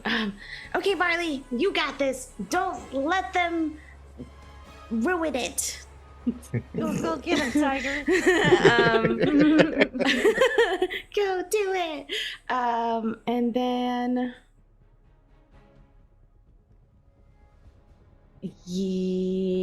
Clarence is going to give you. Oh no, Clarence will wait. Soon. Yeah, that'll be everything. Okay. Can Then Mochi re-enter initiative? yeah, absolutely. You were waiting for something. Yeah, go for it, Mochi. Yeah, because now that there's things behind them, Mochi will not cast a flaming sphere behind them because that would be bad. Well, I mean, Marley would probably freaking love it, but We'd be Clarence fine. would be upset. Everybody would be Marley fine, would don't be worry. fine. Clarence would be toasty. So we're gonna skip that plan, and we're just gonna, I guess, straight up firebolt. Okay. Hey, firebolt's a cute spell. We can throw some fire. Just a little. The left one, I guess, for no reason whatsoever. So that is a spell attack. I don't know what this is. But I get I know my spell modifier. I'm an adult. That is a 19 to hit. Definitely hits. I still get a D4, but if it already hits, we're good. And then I'm not 11 level, sadly, so I only get 2d10. But that's okay. It's a cantrip. 2d10 isn't bad for a cantrip. Can't hear Mochi muttering that to herself because her mom always tells you about cantrips and spell levels and evocation and... Oh, wow, I do get a 10 on one of them, so that's good. 16 damage on the front one. Left So one, doubled whatever one. then to 32, as this Thanks, does Bert. double damage. I kind of figured. And then she's gonna very carefully scooch a little forward, but not a lot. Okay. And Sweet stay in Mochi. the middle. Sweet, sweet Mochi. Look, she Yes, has Featherfall, she has a climbing speed, she still doesn't want to be here. I understand. And Mochi watches like the shoulder and arm just like melt away and crack away. They're slowly reforming, recrystallizing, but you have halved the damage at least until the end of their next turn for this one. Anything else for Hey, your turn? Marley, they don't like fire. Why would you tell Marley that? That's such a weird thing Why to would say. you tell Marley that? That's Such so a weird strange. thing to say. It's very strange. Look, I'm being nice to not cast Flaming Spear or Wall of Fire, because I don't know what triggers Marley at this point. We're just throwing little none bits of us know. fire. Let's be honest. Nobody Exactly. knows. So we're just throwing little bits of fire. I don't need a big talking wall telling Marley to burn down the tree, okay? It's valid. Well, let's find out what does trigger Marley, since it is Marley's turn. Okay, Yep. bye. So, as we were going, Marley had her sword out already, so she is prepared for this whole thing. She's gonna take a beat and kind of like turn inward. Like, I know that we had the discussion where like she's not feeling any different. Like the fire inside has not dimmed or disappeared or anything like that. But I think after their conversation, she's still a little worried that things may not go the way that she's hoping that they will go. But we are going to attempt to channel divinity and use my torchbearer ability. So this basically turns my sword into a flaming sword, increasing the damage, giving it bright light and dim light, and making it magical. Okay. So I'm hoping that that goes off without a hitch. It does. Oh, wonderful. Okay, great. Cool. So that is a bonus action. I And do so- still need a wisdom saving throw from it. Cool. All right. Okay. We'll use the fire die. Why not? Sounds like a great plan. Saving throws. I get bless on that. I have it written down here that says I get bless on that. Is that still right? Are we still in that time frame? Yep, we're in the latter half, and we're gonna Okay. ignore it. hell Claire spends is my 5 minutes talking to D4? people. Okay. If it has run out, I'm happy to mark off another spell slot and say we cast it again as we were getting here. That is a 16 to save. Fantastic. You find yourself somewhat drawn to that glowing white sphere, but you're able to shake it. It's like it's pulling you closer to where you want to touch it, but you feel that there's something saying, no touchy. But also don't do that. Okay, fair enough. So you have full control over your action. Wonderful.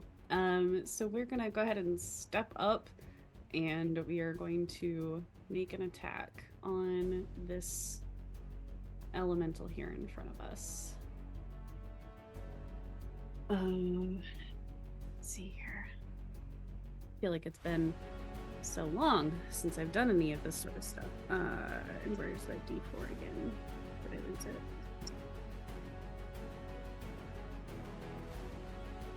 And Mochi, you will be up next at top of the order. That is a 22 to hit. Definitely hits. Okay. Sorry, don't mind me and all of the crashing of the dice. I gotta find my D8s. Not me not expecting to hit. It's fine. Jesus God. Why do D8s have a weird shape that my brain says, no, it's not what you're looking for. It's fine. Everything's great. That is not a D8. I really should have been prepared. I'm so sorry. No To be good. fair, my brain keeps tricking me into thinking D12s or D20s. Okay, so that's a 3d6, and that's all fire damage. Mhm. Plus 8, so that's 12 plus 8, 20 fire damage. Okay. Doubled to 40. Hell yeah. You nearly have this thing in size with the amount that you melt away on it. So again, also going to have half of its damage and disadvantage on all of its attacks on its next turn. Cool. Back to top of the order. Unless there's anything else for you, Marley. No. Cool. That's it. Mochi, go for it. I mean, they really don't like fire. Don't make that face, Shadow. They don't like fire. I don't want to be here. We need to find Silverwing. Mochi's reasoning with herself or against herself. I'm not entirely sure. Where's my ruler? Howard, oh, you're tiny. Yeah. I can throw a flaming sphere like in the middle of them and not hit friends. I think.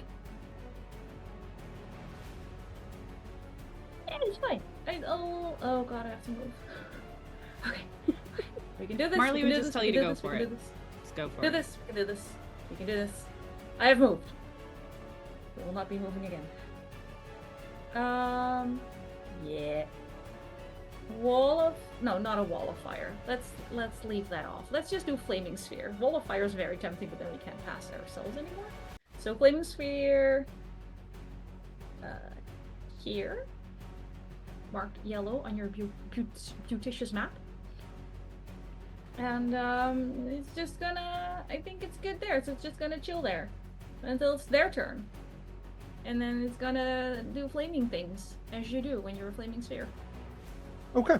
Love that. If there's Loki nothing might else, reach out one little paw and just sort of hold on to Volderol because of the wind. Just grab a little squishy mushroom that's dangling from somewhere and just go, this is fine, and cast with her other hand. giant hefty mushroom possum folderol. Okay, Argus, it is your turn. Now with the flaming sphere between these two ice elementals. Cool. And their reach is said 10 feet is the reach? They have a reach of 10 feet with their melee attack. Obviously, they have more than that with a ranged. Sick. I'm gonna move right here. And I'm gonna use a bonus action to use misdirection. I am. This is a Scofflaw exclusive feature. At level 7, you are adept at using words and gestures to taunt or fake out your enemy. Turn their lack of composure against them. This allows you to goad your foes into swinging in ways that cause them to strike their allies, or leave them open to a counterattack. As a bonus action, you can misdirect an opponent within 5 feet of you. The target must succeed on an intelligence saving throw. DC is for this would be. Look at that. What my DC is? I think it's 17. It's 8 plus my proficiency plus my strength modifier, and that is 3 plus 5, 8. So 16. 16 is the DC. I'm sorry. What type of saving throw? Intelligence. Intelligence. Okay. Not their strong suit. Nope. That's a 3 minus 3. That's a 0. So they have. So nice. So the stronger one has to spend its reaction. They're dumber than Mochi. They have to attack their compatriot. Okay. As Argus runs in and like fakes it out, and it swings to like meet him, he backs up immediately, and it clocks his weaker friend. You got it. Okay. Yeah. I do want to point out that if Argus stays where he stays, he's going to take fire damage. There's also a very true. large flaming. I still have movement, so I can move back one. Okay. That will get an opportunity attack from one of them, since you have made one of them aggressive towards the other. I have a plan. Don't worry. Okay. Here's the plan. I'm not. This. He's not even sure they'll hit. He won't be on this tree for very long. Doesn't even hit with the opportunity attack, since that is a disadvantage anyway. And to do the other attack, because they're a disadvantage, they also don't even hit each other. No. Oh my goodness.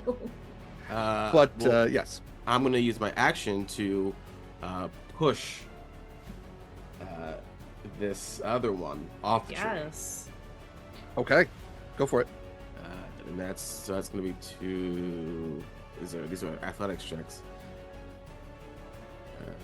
which I believe. Crusher doesn't do anything. Okay, let me just make sure. Crusher does not. Crusher lets me do it, but that's not blessed. So this is 24 athletics to push for first attack push. Okay. Rolled a 17 plus 4 doesn't beat that. So you absolutely may push. I will push them 5 feet. I think it's 5 feet. I don't remember how shove works. I think 5 feet. Yeah, but I think 5 feet's going to be enough. Okay. You go to shove. I'm assuming that you're shoving A, since that's the closest one to the edge. Yeah. Yes. 5 feet is all that takes, and you watch as this already damaged, regrowing its arm, ice elemental, tumbles over its own feet, leaving blocks of ice just with fragmentations behind as it stumbles, and goes falling off into the blizzard unknown beneath. Mm-hmm. And then since this one used its reaction to attack the other one, I'm gonna back up. Really. Awesome. Okay. And that's my turn. Wonderful turn. I, unfortunately, because you backed up into the square where the dot was, where the orb was, I will need a dexterity saving throw from everyone, please. As you have activated Celadine Silver Wings, delayed blast fireball, which is in fact a spell. I hate her. It was a dex saving throw, you said? It is a dexterity saving throw, yes. Okay. DC 15. This is still up. Use your regardless, wisely. I'm using one of those re-rolls because a solid 2 isn't going to get me anywhere. 11 as well. Okay. I'm also gonna use a reroll. Okay. But That's what they're there for. It's fine. It's fine. It's what they're for. Thanks for those 2 re-rolls that just came over for all of us, folks. Yeah. I just used them. Lord. And it's each. 2 advantages each. Yes. Oh shit! Wait. Oh, okay. So did anyone not get above a 15? I got a 13, but I'm gonna just re-roll it. Okay. That's a 13 again. No. No! With your bless? With bless? Oh, is it still? We got bless. Yes. Yeah, Okay, we're still okay. blessed. In that case, No, I Get more recast. than We're a good. one. Get more than a one. that's 15. Hey, Nice. got a 2. Derek, Yes. did the ice elemental make his save? Oh no. No. Because No. he's like right Oh, there, no, no, no, right? no, no. Oh yeah. No. Yeah. No, this is you all are going to take 25 points of fire damage. Oof. Marley, I believe, halves that. You know, we actually never talked about that. Didn't I thought you had fire It's resistance, Not but written down for me anywhere. okay. If it's not written down, then no. Take the full 25. Let's have fun. But yes, that is not as much damage as it could have done. That is halved, and it did have a couple of turns where you all had not activated it, turn orders, which also lessens the effect of the spell. I think it's actually kind of a cool idea for a spell. But yes, you essentially triggered the trap, and the ice elemental is no more. It is a freezing puddle that is no longer has the constitution to maintain its shape. You find yourselves now standing on a charred bit of the branch that is still, I mean, the fireball blast was not enough to like burn through this very large branch of this tree, but there is definitely some blackened and cindered remains of this top layer of bark that you now find yourselves standing around. What lies ahead seems to be that the branch leads onwards and upwards. You seem to see a stairway with a large amount of magical energy all crackling above in the storm. You can't necessarily make out what's happening in this wind and snow, this blizzard that's whipping around you, but you can see an energy, like a light pulsing from between the fog and clouds. Onward and upward, baby. Let's go. Doing something. We gotta stop her. Okay. Let's keep moving. Sprint. All right. Let's then move you all to the final map. Dun dun dun. Dawn of the final map. Yeah. Oh shit. Whoa. What is going on? Reaching the apex of the Alderheart, you find a place where maybe even Mochi has never been before. A place where the Alderheart's first divinity was discovered, a place where the earliest tenders first started shaping the tree. And here you find Celadine Silverwing has begun a ritual. In her feathered arms is a massive, massive chalice that she has poured water into, and out of it is this energy that is pulsing towards this portal that has opened. As you all look into it, you can start to see that from the other side that is where the blizzard is originating from. The storm itself, this eternal winter, has been coming from the tree this entire time, as this apex point, this point at the center of the clock of your home. And there is also something else forming on the other side of that portal. So I will put Celadine herself on the map here. And you will essentially have 2 turn orders to stop her before this thing on the map comes through. So I will put Celadine right here. So, big guns, guys, big guns. Which one of these 2 staircases are we coming up from? The closer one or the further one? I I'm just gonna really put say myself on top of the closest one. I'm going to say Didn't the ask. closest one is the branch that you came up. Should you need more Bless. space, you can kind of, if you need to retreat, there is that little bridge behind you. But yes, that is where Celadine herself seems to have come up through. So, maintaining turn order. Let's see here. The last person to go was Argus, so Volderol, it is your turn. Oh my god, really? Start us off strong. Oh. Get her, Let's go. Hey, start Get rid of one, strong. too. Let's go. Let's Big go. guns. No, Voldemort holds his turn. Oh god. What You are learning what the from hell is Mochi. this? Are learning from Mochi. Proud of you. Just hold. It's fine. Okay. If Volderol is holding his turn, then we are going to Clarence. Oh no. Clarence. Okay. Okay, so So far away as well. too bad I don't have Creator Destroy Water. Okay, here we go. Oh man. Clarence is gonna do the only thing that they can in their panic situation. It's totally fine.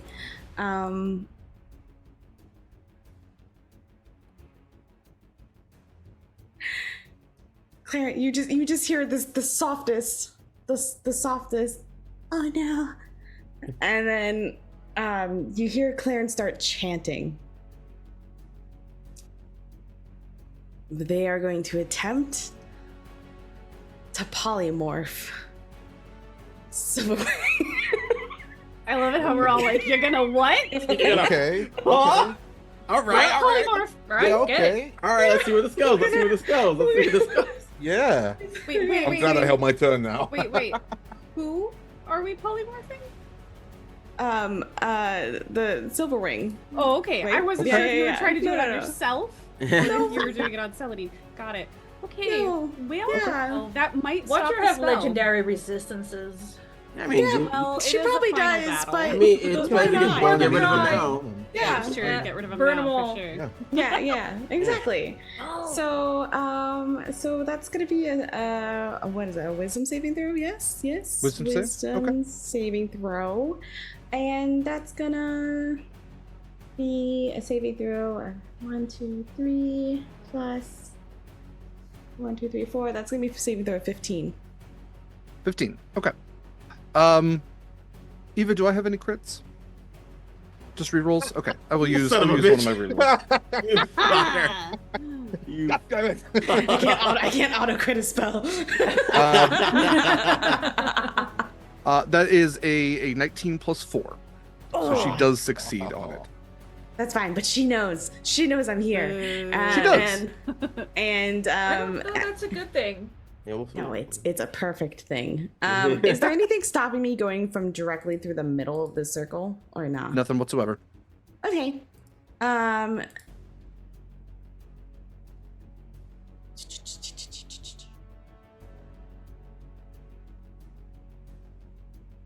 So as a bonus action,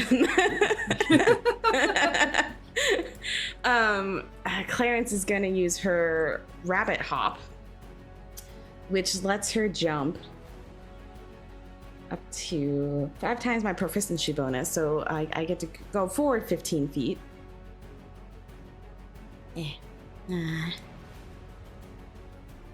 And then Clarence is going to take the rest of her 30 feet of movement and keep rushing forward. Okay. Clarence, I will say that as you're getting closer, you do note that there is this kind of like white yellowish glow around her that denotes that she is wearing mage armor.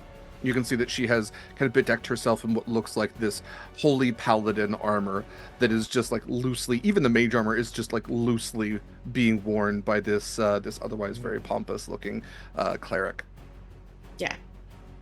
Clarence just starts shouting, "You're gonna pay for what you've done!" Okay. Clarence, as you go to shout and Celadine sees you, it is her turn. Oh no. She looks at you yes. and then looks past you and then back. Why couldn't you have just let everything alone? You're just going to make everything worse. And she waves a feathered hand.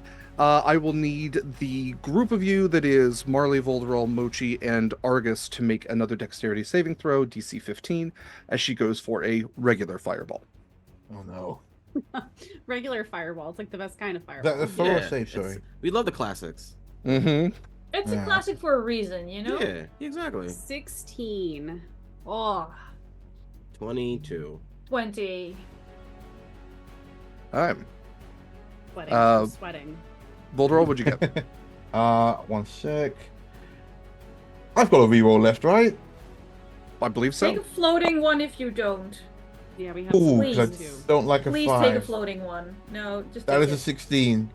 16 just makes it. Okay, you all take 14 points of fire damage as the fireball, the least you can see it this time, does not take its full damage on all of you. And Clarence, you even feel the heat at your back, whether it deters you or not. That is it for her turn. She doesn't have a lot of bonus action kind of spells. So then we return to the order with Marley. Right.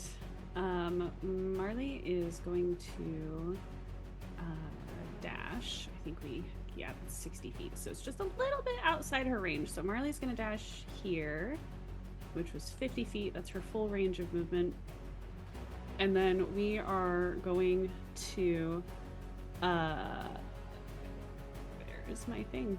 We're going to action surge so that I can do another action. Nice.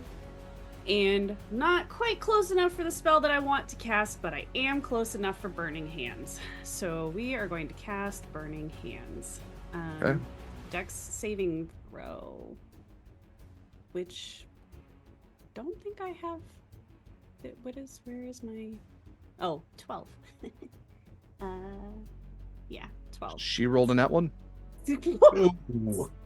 Nice. Okay, all right. I love that for her.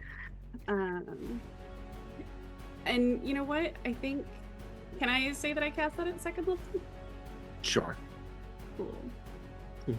Should have done that before. I will remember. It's 10, 14 fire damage. Okay. Marley, give me another wisdom save.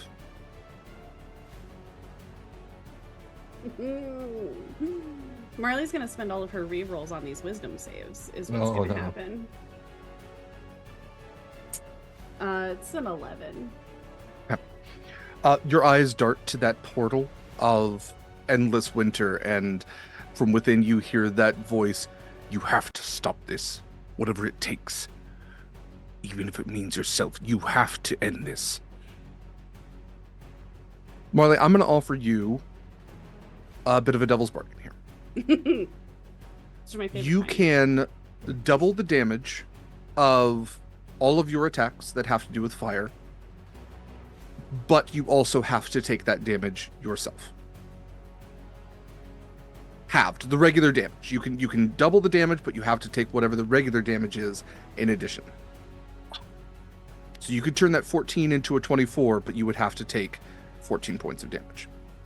I can get close enough to heal. Marley's got healing. Hold on to yourself, yeah. Yeah, let's do it. Oh my Let's do it. god. Yeah. Yes. Yeah, Okay. 100%.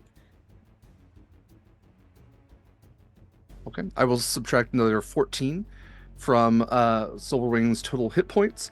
Yourself are going to take... so much to live for.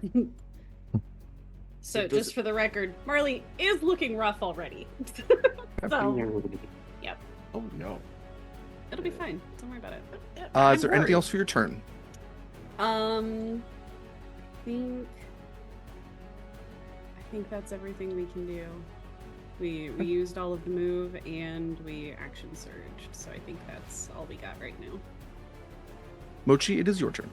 Oh, just for that, can I just use my turn just to dash in? Oh yeah, absolutely. That'd be absolutely. long, there he goes. Done. That's it.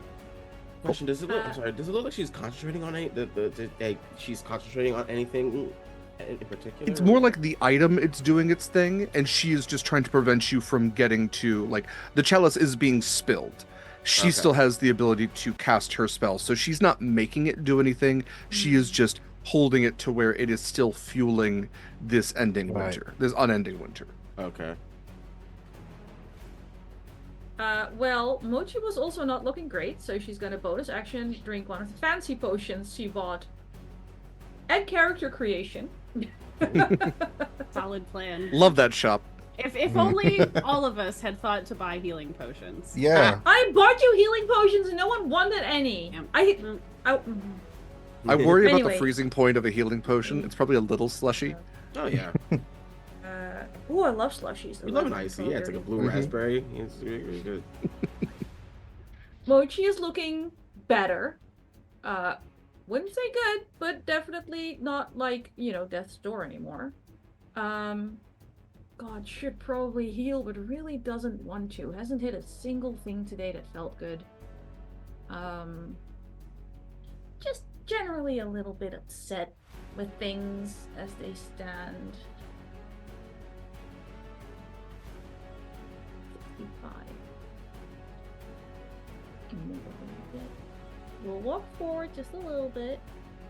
So we're within 60. And then Clarence tried polymorph. Mochi also wanted to try polymorph, but already failed once, so I don't think polymorph's gonna be like great. Also, God, I just want to see her hurt at this point. But again, Mochi doesn't have much of a prefrontal cortex, but she's 8. So I think now is a good time for a wall of fire. So we're just gonna go. I'll have to draw little cubes. I can draw cubes. See, we're thinking on the same lines. They don't have to be. Yeah, like you can make little jumps with them for wall of fire. You can basically just for the sake. Oh wow, that's not good. Come on, a freehand. Let's just go like this. I think that looks good.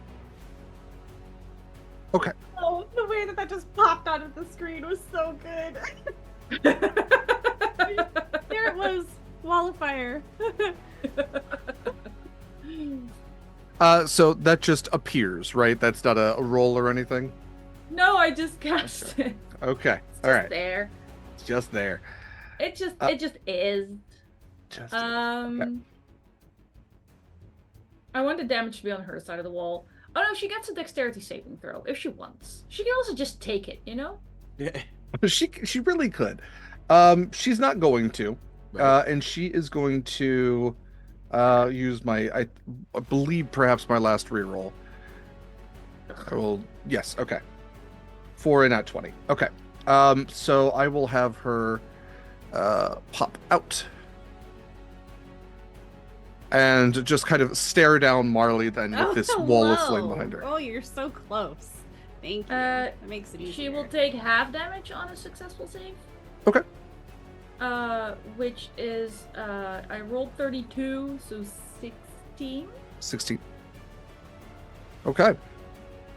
Also, So charred, frustrated. Yeah.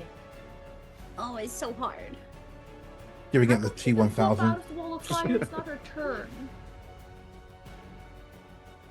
Well, she can just stand there. She can still take the damage. It's within 10 feet of the wall. You take the damage, which is why I tried not to hit Marley. Even though she has fire resist, I tried to put it 10 feet away from Marley. Well, 15, Gotcha. because 10 and 5 takes it. Okay. But the squares wouldn't work, so I had to draw.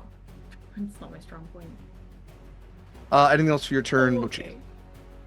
I bonused, I actioned, I moved. No, I'm good. Cool. Argus, it is your turn. I will use my action to dash. Heading right here. And I'm gonna action surge, of course. Mm-hmm. As you do. As one does, as a fighter does. And I'm going to use 6 of my rerolls to give me 2 auto crits. Oh, shit. Oof. And also, I will use a bonus action to try to steal her reaction.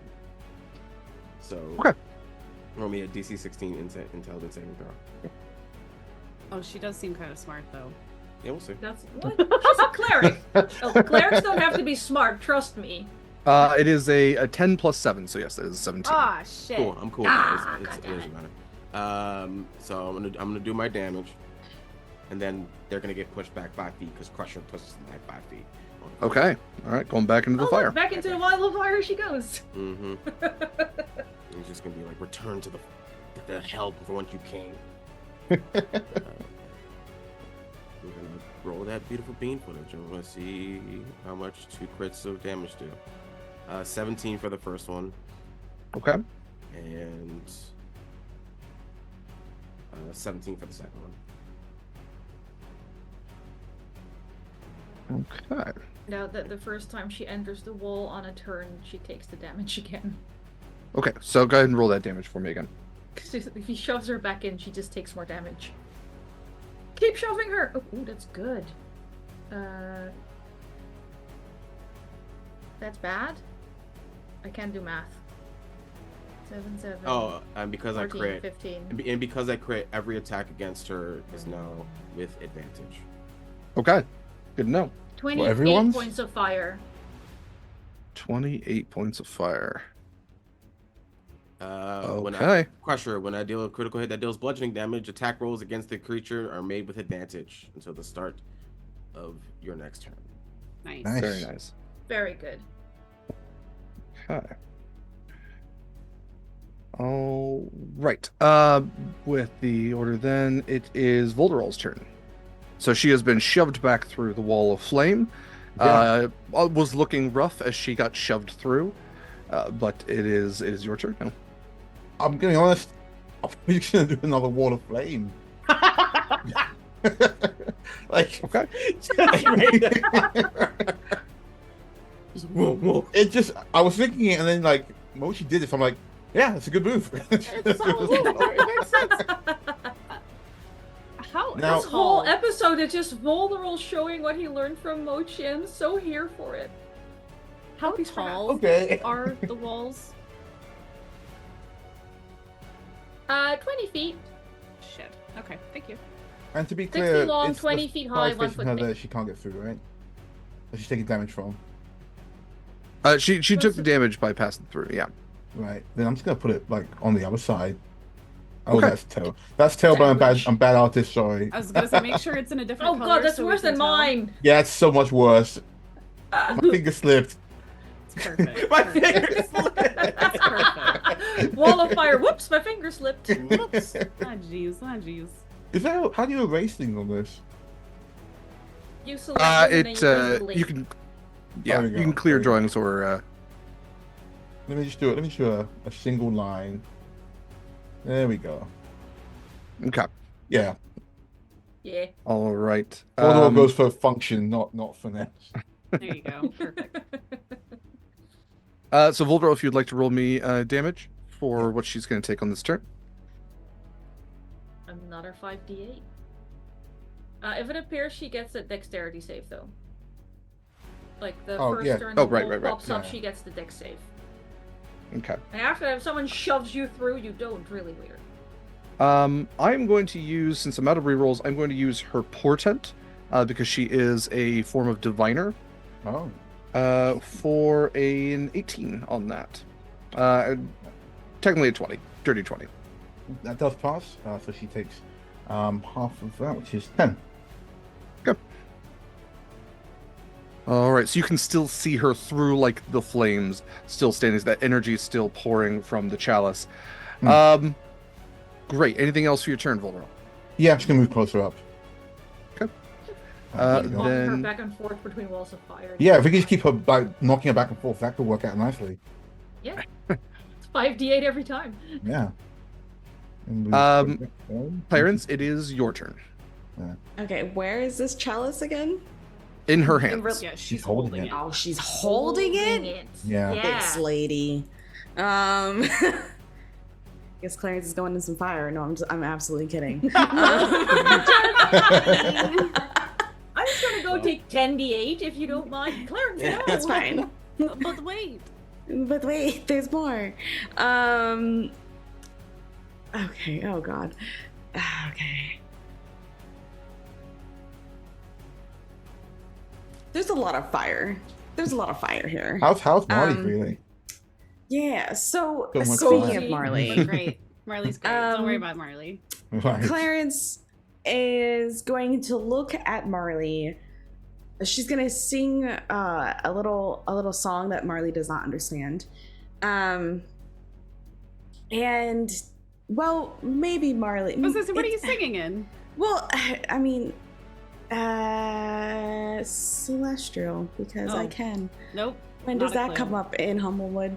But Mochi might know. But but that's okay. It's a little children's nursery rhyme that developed back when the Scorched Grove had happened, and it's just like a little child's nursery rhyme about like the grove is burning down, and you know how cute like children's nursery rhymes are. Oh yeah, like London's burning. Yeah. That's literally about London burning down. Exactly. Yeah. It's like that. Ring around rosies. Yeah. Because she's gonna be spending a use of her bardic inspiration, on Marley, and after her song ends, she's just gonna say, "Hath wants you to remember who you are," and she does little uppies for Hath. She gives you temporary hit points equal to. She gives you 7 temporary hit points. And she is also going to take a moment and cast Healing Word on you, as well as her bonus action, which is going to be 6, healing you for 6. You can do this, Marley. We just have to get the chalice. Marley will need another wisdom saving throw from you.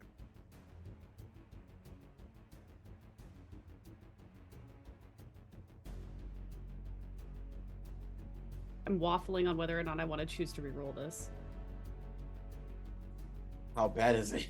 It's a 2. So it's pretty bad. I don't get any bonuses for wisdom. Let's go ahead and try a reroll on it. We're getting real down to it. And that was a natural 1. Oh no. Oof. So Marley, spicy.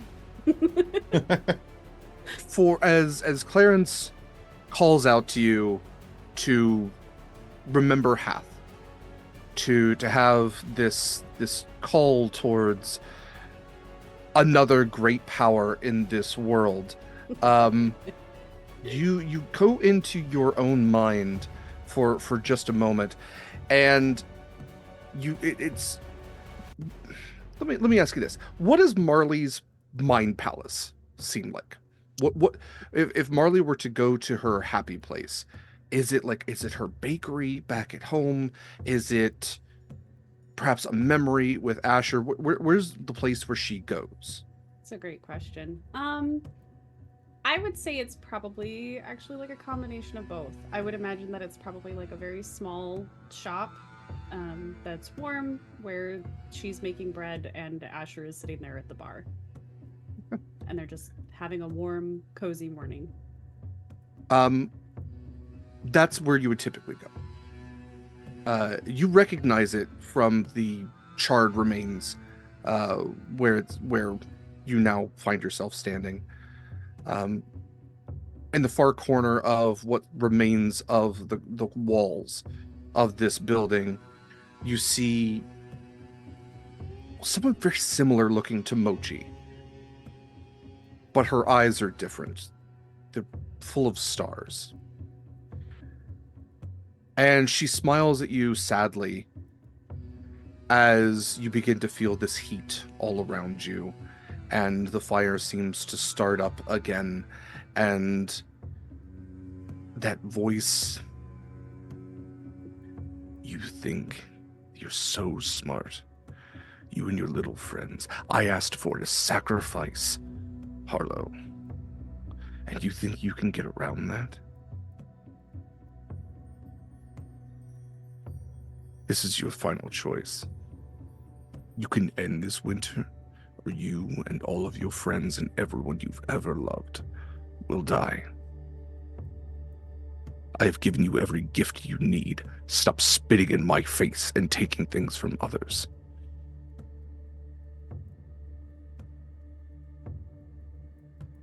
End this. And Marley, you snap back to it. How much healing did you get from Clarence? Oh no, don't take it away from me. Oh, I won't. It was 6. Great. That's damage now. Yes, have your temporary hit points. I said, do I get those temporary hit points or no?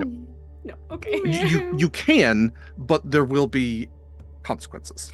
Okay. So, Okay. And back to the technically, there's a second part to my thing. Oh no. Go ahead. Oh no. Because I have improved tricks now. So Mhm. technically speaking, it says any creature who deals damage to an ally with temporary hit points granted by this effect must make a wisdom saving throw. Technically, like, the effect still happens, but I don't know what you want to do with that, Derek. You want to slap Marley's patron? Is that what you want to do?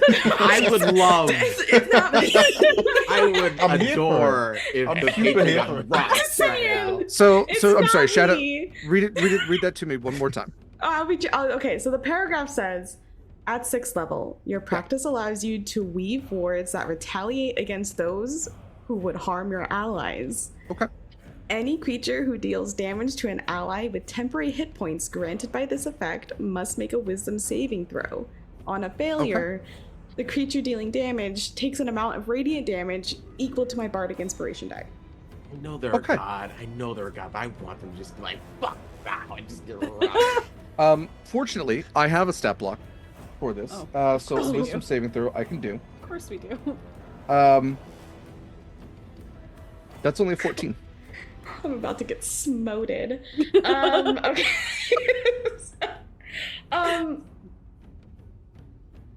If you get turned to That ash, I can't fails. revivify you. Please be smart. Oh, never mind. The DC's 15. Beautiful. We're gonna have a little Marley, pile of you Clarence do ash. take those 6 healing. You have advantage on wisdom saving throws dealing with your friend. Oh, Yeah, and you do gain those temporary hit points. okay. All right. What does that look like, though? What is that so beautiful? Like, what the fuck? I'm going to say that you start to notice a glow about Marley, almost like from within. Like if Marley's core.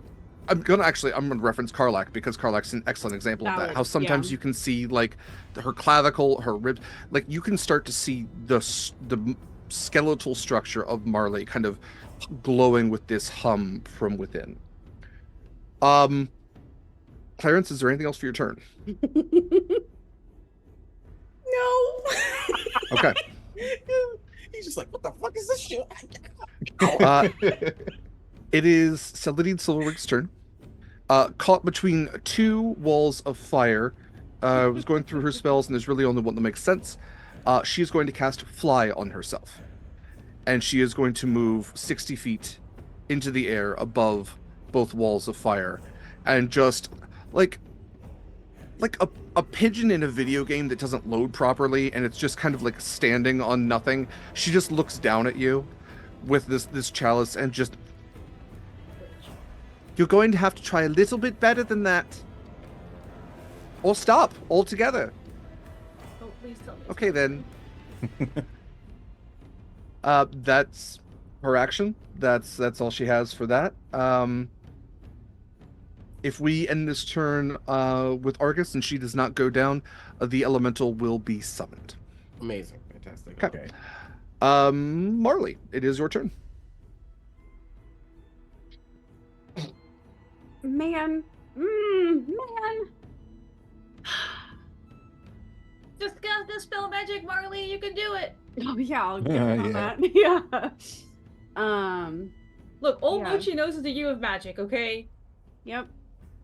No, that completely, 100% completely screwed my plan.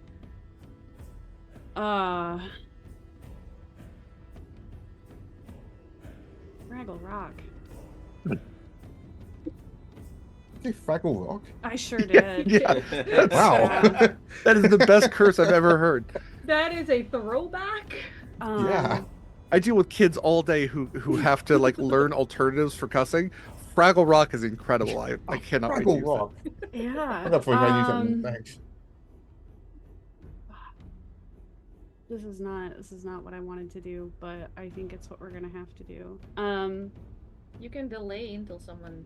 brings Well, her down. and I was focus gonna on say that's the thing is elemental. she'll have to be back down here where I can actually attack her. And We've got like we very don't. little chance to get out. Yeah. Yeah. Like unless somebody's got a whip that they haven't used before now and can pull. We have spells. We have magic. Magic. Someone can get me up there. Oh, if someone can get me up there. Yeah, let me just throw Argus in the air. Just throw me. Just throw me. Somebody toss me. Like. I have a catapult. I don't know if you can catapult a person. No, I think it's only 5 pounds. Yeah. Oh, I think. okay.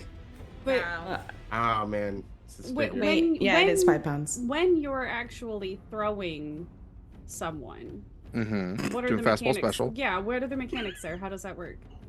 It is a. Gosh. Technically, it's like a push that is unchallenged. So if you go to throw someone, it would mostly be. I will use your strength score to see how strong you are to do it. It's not even like a strength roll, but can you push this person? And then it would be a ranged attack, so it would be dexterity to see how accurate you are. And then it would be essentially the equivalent of if that person has an attack that they can do, or it's just their weight and it's an unarmed, like improvised attack. I mean, I do have hollow bones, for I am a bird. So. Well, I Argus was does in actually. fact weigh 5 pounds. I was actually thinking about Argus throwing Marley and incorporating her high jump into the fastball special. Oh, nice. Down with that. But it all depends on how strong you are and whether or not I you have throw a it. I have And- a 20 strength. I am confident. well, cool. Strong boy. Derek, Yes. can we make Yeah, something yeah, happen absolutely. here? So the only turn in between yours is Mochi's. So if you all would like to combine your turns, otherwise Marley, we can wait until Argus's turn and then do yours together. Basically, you would hold your turn, have Argus throw you, take your turn from I there. think that works, and I think that's kind of like maybe they're coordinating. Marley's like, Mhm. and he's like, yeah, okay, I'm picking up what you're putting down. Ah, And the old upsy doodles. Just Yeah. step on the hammer and upsy daisy. there you go, exactly. So Mochi, what would you like to do to perhaps assist or anything in between this turn and? I'm and seeing that? a whole lot of nudge, nudge, wink, wink, and I'm not entirely sure what they're doing. I'm not gonna lie. You'll see Argus like putting the hammer down like a ramp towards Marley. Nice. I was and- just gonna try and dispel magic on her and drop fly. Hey, that works too. Hey, Yeah. that works too. Absolutely, yes. That Go also for I it. was, Yeah. yeah, I was Let her gonna rock. try and dispel magic because it's 100. And hey, if she's I was saying if she's taking that 60 feet of fall damage, 60 feet Ooh, and into back. the fire. Into then the she fire! also Into does the fire, yep. into the fire. I Yep, want to yep. into the fire. That'd be Perfect. fucking sick. solid. We'll Let's see. go. We'll Let's see. go. So, Mochi, go ahead. I can never remember to spell magic.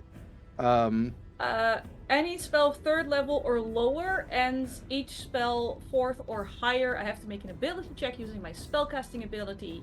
DC equal to 10 plus spell level. Yes, Fly is absolutely is 3rd level. So Okay, she Fly dispels. However, she is still a bird folk, so she can still glide. So she will glide down on her turn. Well, does she need her And- hands? She needs her hands to glide. She needs free hands. That's She an needs to excellent drop the point. That's a Chalice. valid point. Free Yeah. hands. I looked at him. I looked at him specifically. Jealous! Drop the jealous! That's that is a fantastic point. She does drop the chalice, and she goes to glide down. She will. What am I doing? Oh, I'm moving a wall of fire. Hold on, let me move this back. Oh, wait. Yeah, what's Sorry, the I fire can't get to going? my character with all this fire around her. She will You dog, glide we heard down. you liked fire. I'm gonna say she's gonna glide down right there. Okay, fine, but then Marley and Argus can bludgeon her to pieces. That is Yeah. fine, but she has dropped the chalice and she's no longer flying. She has dropped the chalice. Um, It is in between the two walls of flame. Okay. Mochi The chalice is was on very fire. happy that Got she's it. this far. Magic item anyway. How did it? How did the chalice land? Did it land like boom? It's or- Yeah, landed right, Yeah, right yeah, side yeah. up. Yeah. over. Let's right be side honest. up, like Good. You know what? I'm gonna roll for this just so I'm not gonna be a smartass about it. No, it definitely it fell on its side. There's no way if I had rolled like an 18 or above, that's when it goes. Ooh, like that's a bottle flip. You know, the portal deserves to stay open. You know what? Yeah, maybe she did a bottle flip in the air before it landed, and she was like, Yeah. yeah. As she's gliding down, she dabs. She's super cool with the kids. Oh my god. Her team name is her favorite soda, and her least favorite soda. Okay, so then with Mochi having cast Dispel, Argus Mochi's Marley. gonna bonus action another healing potion because she's Okay. still not that great, and no one else want a healing potion, so Mochi is rattling. I don't remember you offering the with healing vials. potions. I don't know. Last session when I went shopping in the bandit village, nobody else was Shopping. Yeah. I paid for this. Mochi did pay for it. Hey guys, Okay. this is not the time. No. So I already have 3 potions of healing, okay? Right. No, why not? I'm just unconscious, Drink them so I all can't use myself. them. I'm drinking all of these. Do it. Do it, I dare you. So, Marley, Argus, you have Celadine on one side. You have the chalice. I will make a little icon for it. Thank you. On the other, let's see, she dropped it, Nick. Retcha.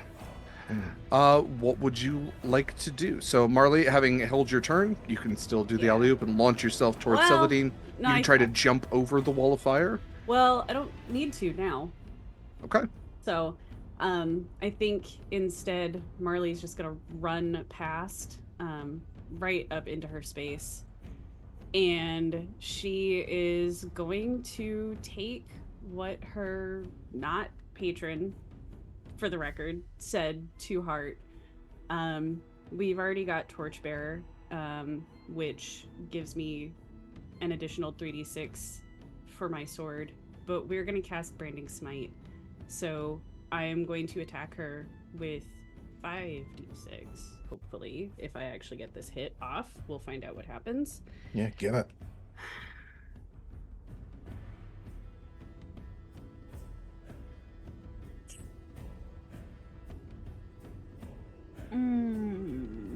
Did we recast Bless?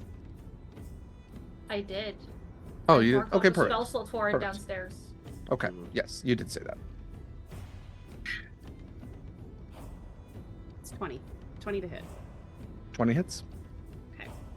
So that is a total of 6d6. She has 18 hit points left. Oh.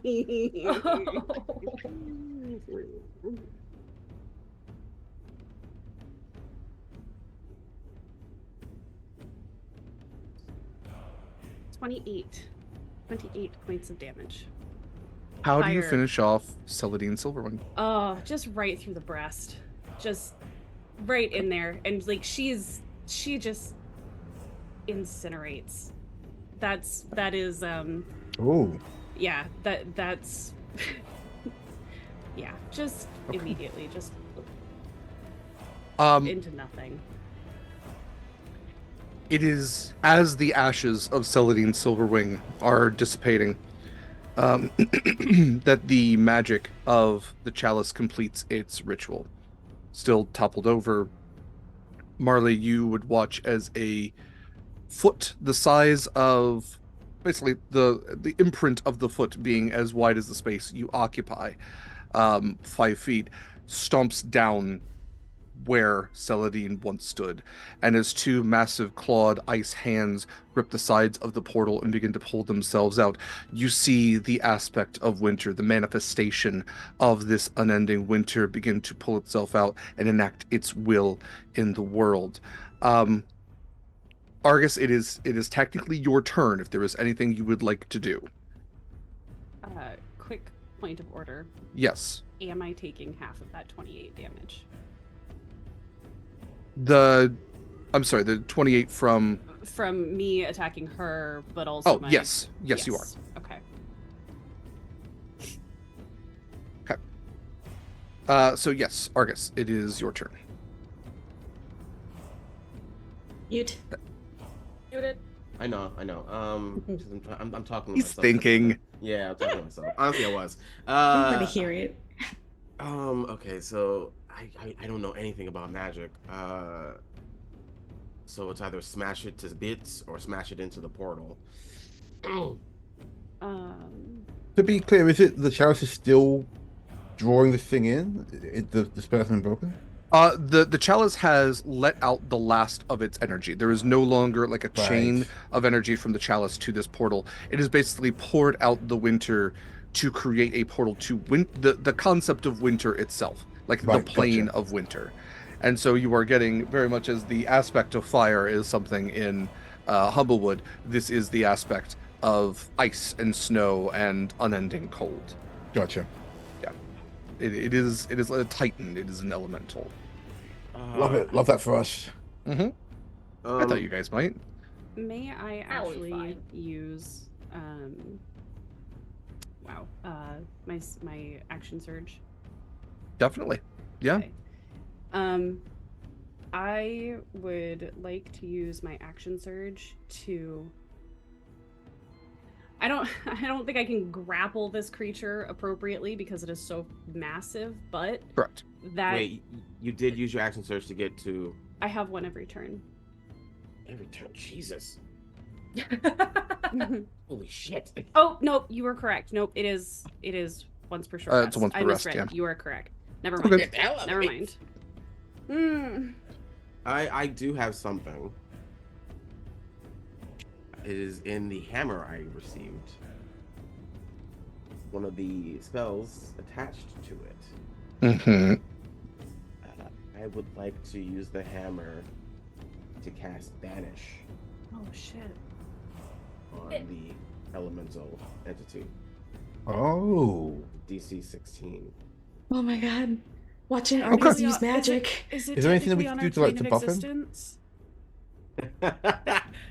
Sorry, couple of questions. Volderall, what was your question? Just saying, is there anything we can do to buff him beforehand? Is there a way we can, like, I don't want to say a whole turn, but like just to make sure we can give him everything we can? So, Oh, yes, there's one thing one of you specifically can do. Liz, oh. what was your question? Well, no. If it's something specific for somebody, I don't. I Well, don't it's wanna get you. So, what is your Oh, question? Well, shit. This thing's so big. Can I? Marley's gonna ask for help. Okay. Take me, and fix this. No, don't do it. Um, I have silvery barbs. I can give it disadvantage. Dramatic. Okay. Liz, I'm going So dramatic. Scroll. I'm going to message you 2 questions. Okay.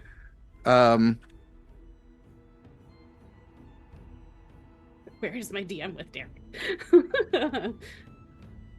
Get help from Hath, or do you get help from this fucker? Oh, Right. come on. Regardless of how you answer, you hear a voice, same voice as before. Help. I will take this from you. You failed me. Again and again, failure after failure. If anything, this is a kindness. And you all would watch as that glowing from within of Marley begins to burn outwards and consume her. And that flame, that immolation, that pyre of friend and squirrel grows and grows like a bonfire into a full cataclysmic immolation. And this inferno expands outwards to where it begins to create molten rock that become bone, become muscle. And as it grows and grows, as Argus, you prepare the spell Banish, you watch as your friend Marley becomes herself the aspect of fire. Demonic looking in a sense, with horns that curl downwards, and a molten rock of a face with sharp teeth and burning holes where eyes should be. and it goes to lock claws with the aspect of winter. These two eternal enemies of elemental fury meeting each other for the first time in equivalent combat. Argus, you can banish. You will banish both of them. You are not sure what that will mean for Marley.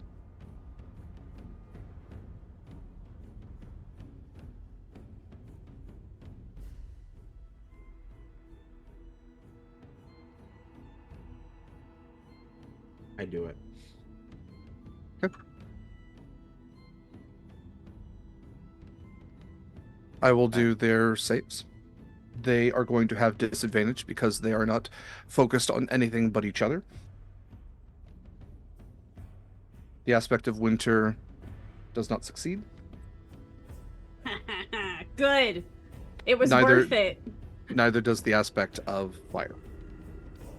Definitely worth it. Well done.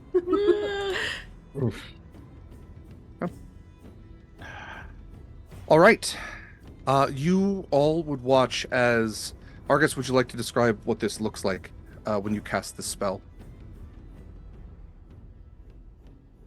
As everything is happening, so there's so many things flashing and happening, things growing, things pulling out of portals.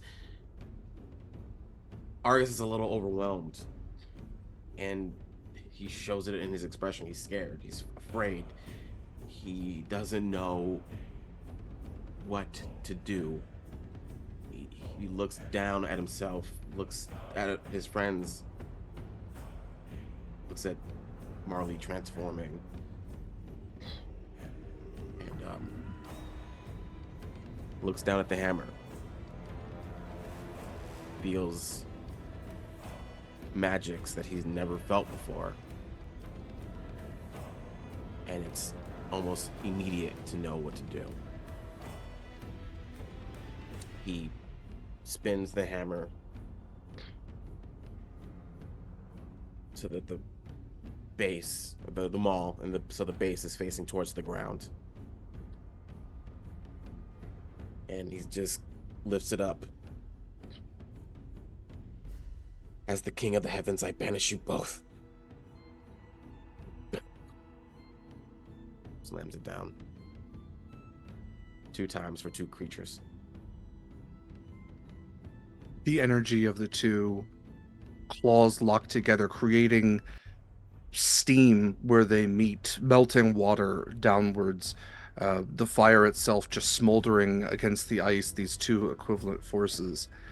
You begin to watch these ropes of magic winding all around them, entangling them. They don't even notice at first. They're just elemental eyes locked. It's too late when they realize that the magical energy is pulling them somewhere else, somewhere from whence they may never return.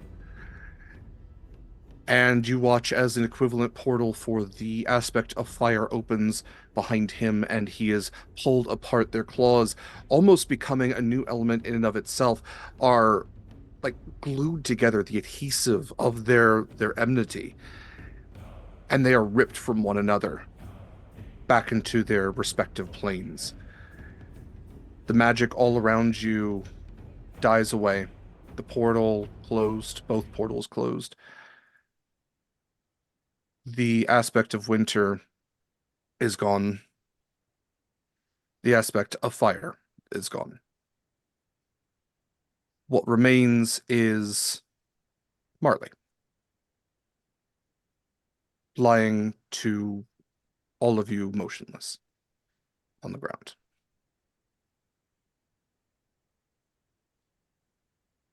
Marley, you have your final moments. Is there anything you would like to say?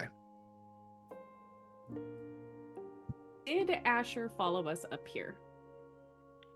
With the burst of energy, Asher had waited behind with the bandit captains, but has just arrived now to Wow. see you fallen. Perfect cinematic timing. I love it. I think in that case she probably looks around, looks over her shoulder. However, she sees him and says, "Remember what I asked you. I do. Please don't let me down." I won't.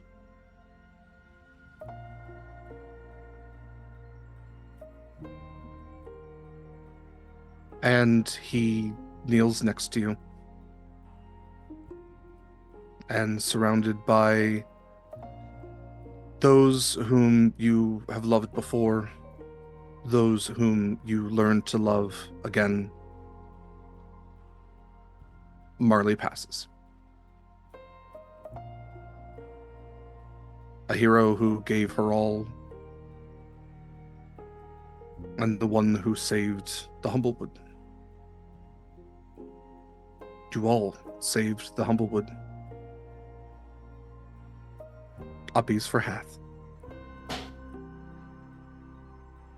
Even now, at the height of the Alderheart, the blizzard begins to die away. The snows begin to slowly start drifting less and less downwards. The wind cuts, the blizzard gone, and for the first time you can look out everywhere, all across this expanse that you call home. You know the snows will melt. It will take time. But it's just about time for spring.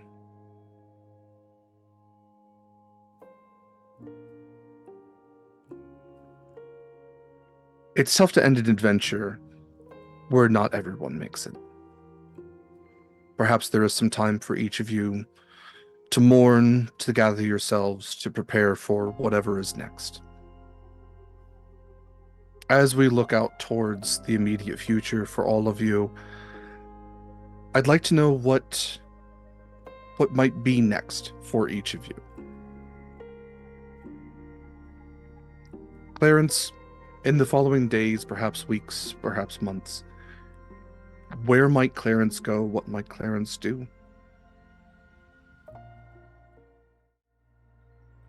I think after giving Asher a thorough rundown with her words, she then becomes a pivotal voice in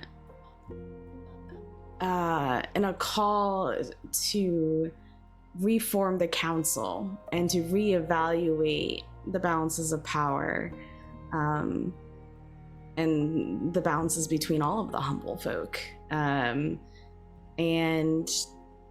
I think she moves to that. I don't know if she necessarily wants to become a member of the council, but she definitely becomes a voice of the folk, and starts calling for all sorts of reforms and political powers and magical education powers and everything like that. Absolutely. This voice of political power, this Lupu who has traveled in the paths of so many people, who can speak for so many people. You are absolutely celebrated, not only as a hero of the Humblewood, but also as a voice of the people. Mochi, what does Mochi's immediate future look like? I think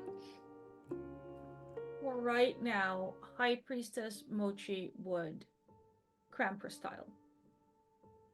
Right? She doesn't want to be on a council. She doesn't want to stick to the Alderheart that much yet. There is a weirdly loud voice of cultists who are calling for your ascendance.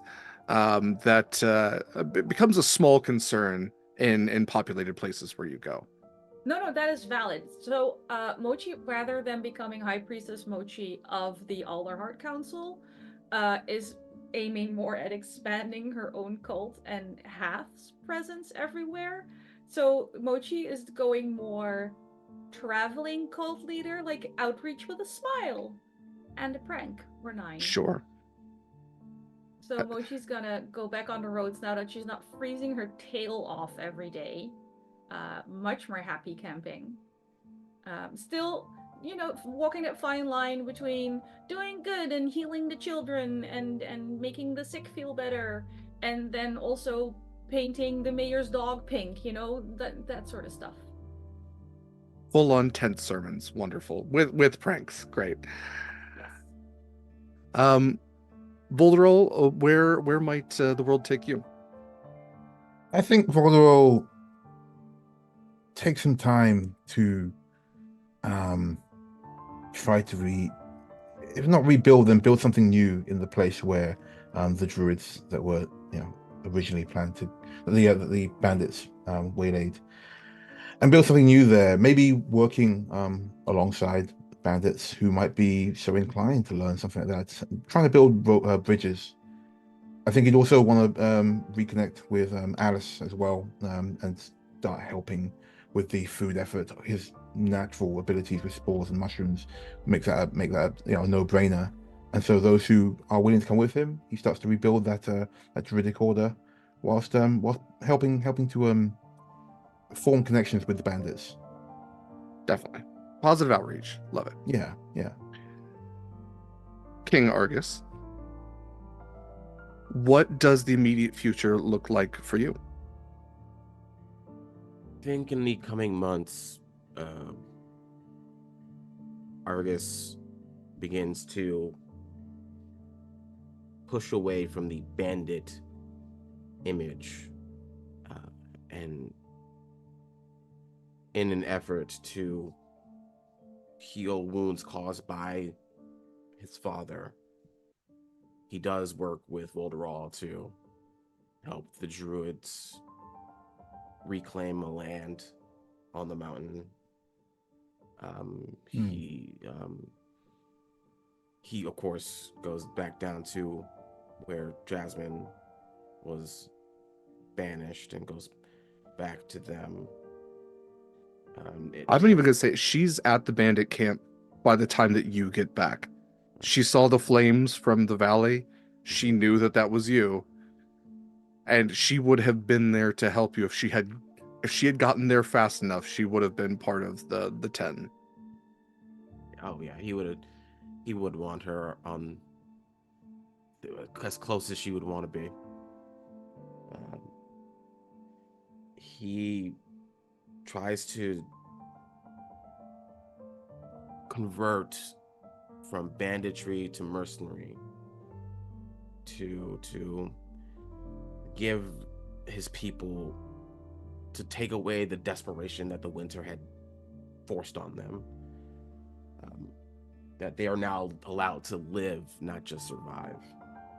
And he wants to make a kingdom that doesn't require greed to thrive.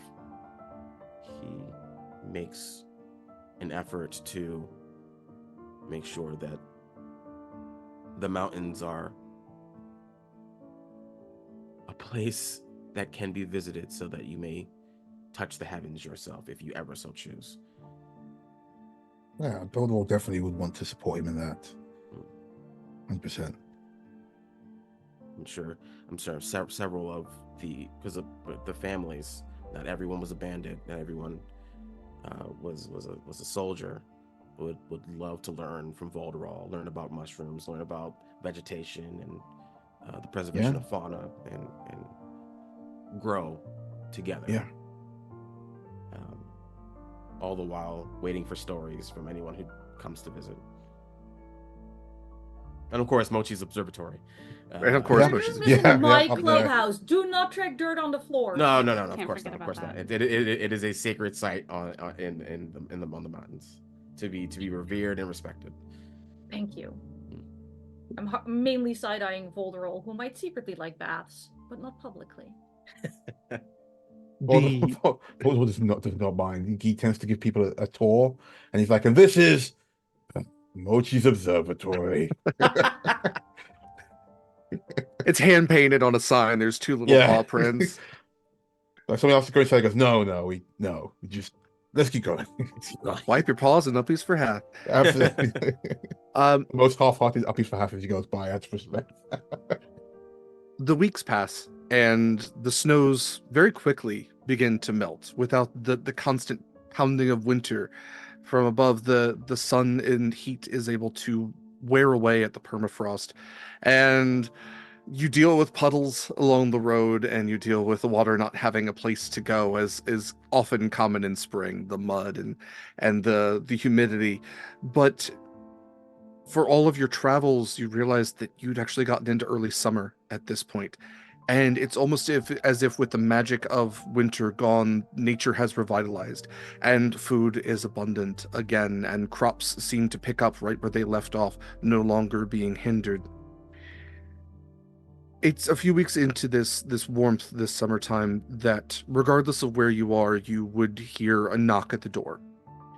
And whether you caught the courier or not, perhaps Jasmine answers the door for you, Argus, and she brings you a letter that you can feel something within, something coin-sized within.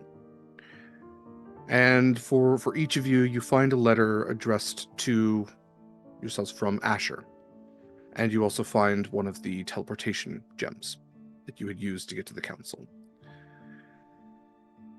The letter is simple.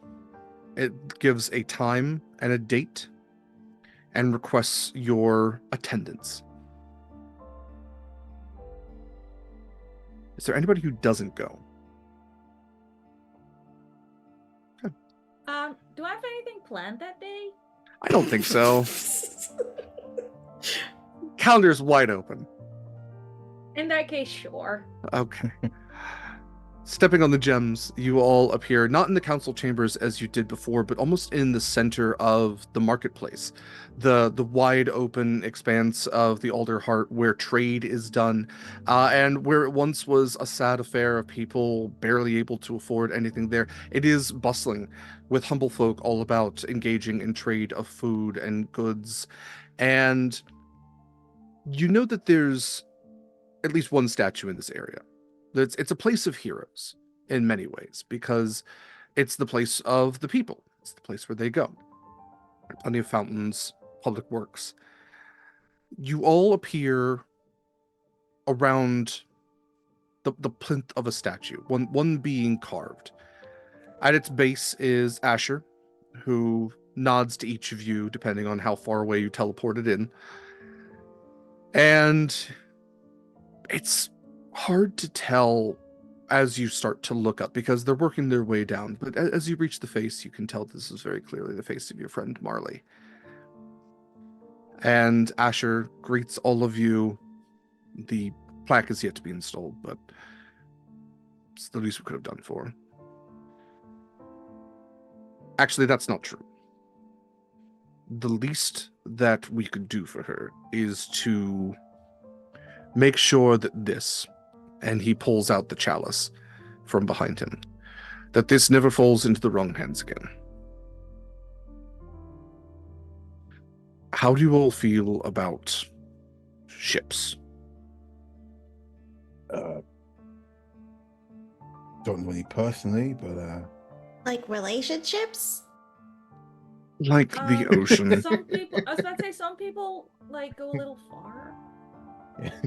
And as we zoom out of you, just being weirdly argumentative and not understanding the very clear thing that this badger was trying to explain to you, that is where we are going to end this campaign of Humblewood the Unwelcome. you like having him. Thank you all for joining us. Thank you to these amazing players for making this game what it was. It literally could have been a billion different things, and it was perfect with them. I would not have had it literally any other way. Thank you to you in the audience for joining us. Thank you for your donations. It's very much appreciated. Fauna and Flora International, we raised a great sum of money for them for 12 weeks. Very, very happy with that. And you all also shaped this game to what it was. So from the bottom of our hearts, thank you for that. I'm going to go around and have these lovely people say a little bit about themselves and where you can find more of them. And we're going to be back. We're going to be back with more Humblewood. I have explained to these folks that they are more than welcome to join us should schedules allow, but schedules and time and all that. So if they aren't able to, obviously no hard feelings, but I'm going to do my best to get this exact cast back, because I can't imagine it any other way. So let's go ahead and go around, then I'll do my stuff, and we'll let you all go for an hour and a half. So, Shadow, if you don't mind starting us out. Yes, hello everybody for the final time this season. But not the final time on Sword and Key, hopefully. I don't know, man. I have been Clarence, your Blue Bard, College of the Road for this campaign. I am Shadow Sylvia. You can find me pretty much almost everywhere as Shadow Sylvia, but if you can't find me, that's okay. I have a card link, so just use that thing. You can also find me here on Twitch where I do streaming. I'm in lots of places doing lots of things. I have lots of great plans coming up that I can't talk about yet, but it's gonna be epic.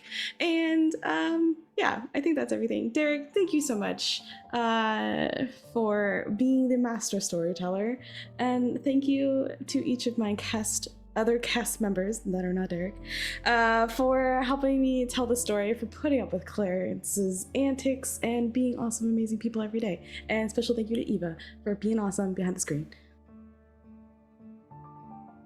Fantastic. Thank you, Shadow. Yes, I also should have said this at the top, but I'm trying to get better about this.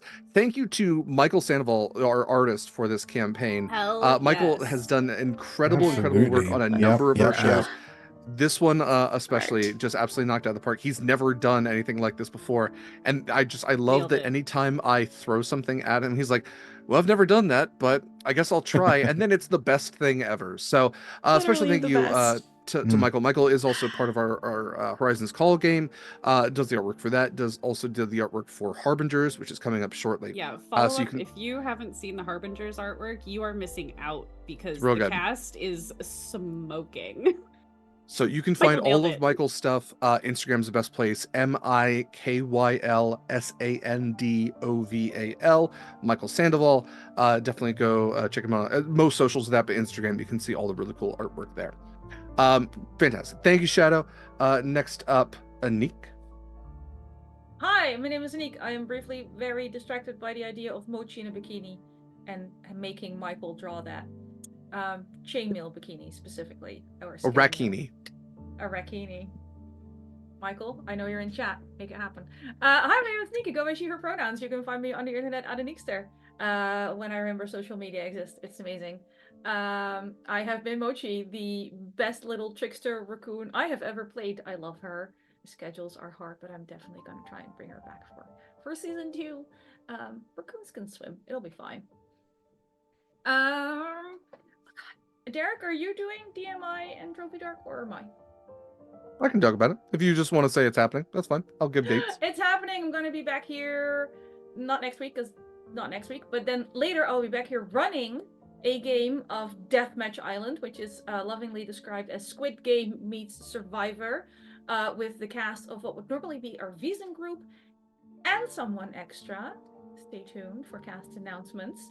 And then as soon as that 4-shot is done, I am running another Trophy Dark game. Again, normally the Wiesen group and some special extra guests. Stay tuned for cast announcements there as well. As soon as they have handed in their beautiful, beautiful selfie headshots, we can start making nice graphics to tell you who they are. There's definitely words in the correct order. It's very late here, okay? I think that covers it for me. I'll be here on Sundays for the foreseeable future. Wonderful. Thank you, Anniek. Next up, Liz. I'm Liz. I have been Harlow Rose Spring, and I really hope that that's actually what the statue says and doesn't say Marley Ambernest, because that would be terrible. Has a little AKA. Yeah, right. Also, I feel like Mochi scratched it out and was like, but also, if for whatever reason you didn't end up seeing the tweet, which was probably like, oh my gosh, probably a month and a half ago now, with the letter to Asher, that is the thing that Marley was referring to at the end. So if you missed that, I will happily reshare it, and I believe I also posted it in the Discord. So feel free to catch up and get those really good feels about what happened at the end here. But I'm Liz, and I do a little bit of everything, tabletop performing and designing. I have a new game that is coming out. I'm really hoping to release some limited edition bundle packs for a new game that, if you enjoyed the concept of an unending winter, oh boy, do I have something for you. It's going to be great and very exciting. And you may or may not survive if you decide to play. So, and who knows, maybe we'll be back for season 2. Revivify spells are there for a reason. But you gotta be willing. Like you gotta be. I know. Yeah, you I gotta know. be willing. Yeah. You know. Hey, folks, get consent from your players to kill them. Yes, sometimes. thank you. know. Thank you. Yeah. By the way, I do want to say that I did roll on the back end to decide whether or not I was gonna let Marley go. And I rolled low, so we just. But I also didn't expect her to ever make it out of this alive, so it wasn't exactly like a surprise. It's yep. we're gonna have some decompression. I don't care if I have a game after this. We're definitely doing that. Thank you so much, Liz. Next up, Pam. Sorry, I'm just man, Marley. Oof, right here, and this music that started up as well as she was talking about it. It's so good. Ah, you cheeky bugger. But hi, I'm Pan. He, they. I played Voldemort, your grumpy druid possum uncle. Thanks so much for following us through this Humblewood adventure. This was a ton of fun. I want to, of course, thank my co-players and Eva for their great work on tech, and of course for Derek for leading us through this smashing story. You can catch up with me. I do a bit of everything as well. I've got some RPG podcasts and streams coming up. I'm back on game streaming. I did one yesterday, a Small Saga, which is also about little animals fighting weird stuff. So that's good fun. Yeah, you can pretty much find everything else I do on most socials as Stellar Encore. Check me out there, and I am also looking forward to seeing where this goes in the future. You know, who knows what happens next? I don't, but I have an go. idea. Thank you, Pan. Last, absolutely not least, Christian. Hey everybody, hi. What a wonderful adventure this has been these past weeks. Hi, I'm Christian, aka Fluffy Goomba, all over the place, mainly on TikTok and Twitch. I swear I'll get back to streaming on my own channel. I promise that someday soon. I am a TTRPG performer, an educator in the space. All my projects you can find on my Twitter, which are on my Linktree, including the games I've been in and the tutorials I've made. I have been Argus Ironclaw, King of the Heavens, Bandits no longer. Thank you to everyone here, players, for weaving a wonderful story, and just characters I will never forget. And thank you, Eva, for being just on top of everything, tech-wise. And being also engrossed in the story we've been telling. Thank you, Derek, for inviting all of us to play. I cannot wait to play again. I don't know if I'll be Argus because kind of a king now and kind of got some responsibilities, so might switch it up. But I cannot wait to be back here to do it all over again and talk about all kinds of ships, except for the one that travels. Wonderful. Mm-hmm. Can't wait for that. Yep. Yeah, hey, this is the perfect opportunity to have an all bard party and just have Clarence be the most knowledgeable one there. That's all I'm saying. Thank you all. Again, I could not have done this with anyone else. I could not have done this with any better folks than yourselves. You all are absolutely incredible. It is tough to do. It can be tough to do an important emotional story in 12 weeks. You all made it seem incredibly easy. You traveled the world, you changed it for the better, and you made sacrifices, every single one of you, that are tough to do for a character that you care about, and it's very clear that you care about them. I am so eternally grateful for all of you. I cannot wait to do more with each and every one of you. And I highly recommend that anyone in our audience check these folks out, and literally anything else they do. It's guaranteed to be great because they are there. I myself am Derek Sword. I use he, him pronouns. Yes, Sword is my real last name. Yes, it's awesome. No, you can't have it. I have been your GM for this campaign. I have been blessed to be your GM for this campaign. If you want to follow me, that's fine. DSword16 on most socials, but I highly recommend you follow Sword and Key. All of our socials can be found at beacons.ai/sword and key, all one word. You can find a link to join our Discord there. You can find links to all of our socials. Most of our socials are at sword_and_key. It's the same for Instagram, Twitter, Blue Sky. You can find artwork, again, done by the incredible Michael Sandoval, which he also does feature on our Horizons Calls show. But you can see all of his artwork posted on our Discord. And again, you can follow him on Instagram at MIKYLSANDVOL. VAL.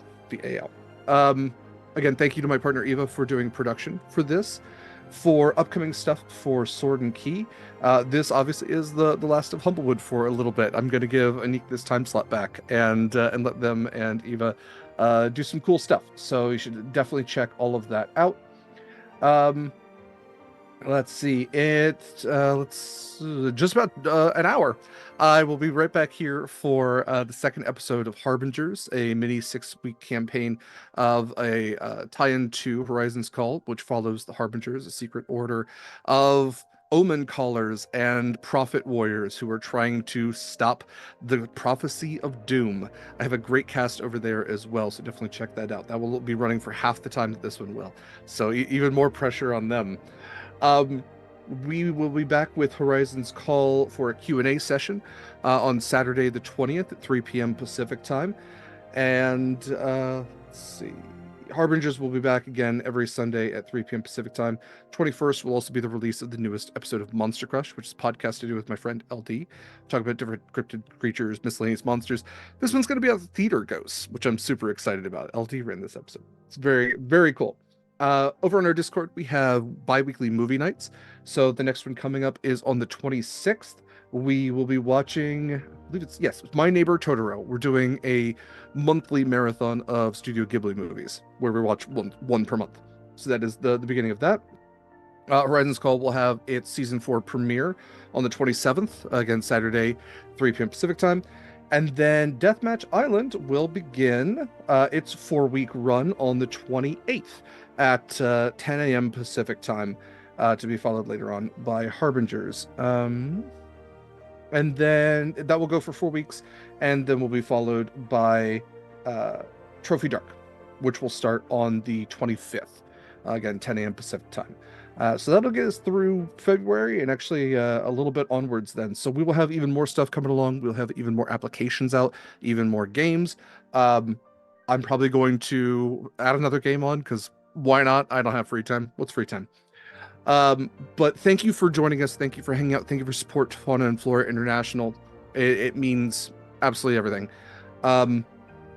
Yeah, we are going to raid, and this is why I have 2 screens and 5 things. We're going to raid Claire After All. Friend of the channel, DannyNat20 is over there, so go check them out, spread some positivity. And for the last time for this campaign, I will say the Humblewood motto, no body, no crime, no drama. Take care of yourselves. Thanks for having.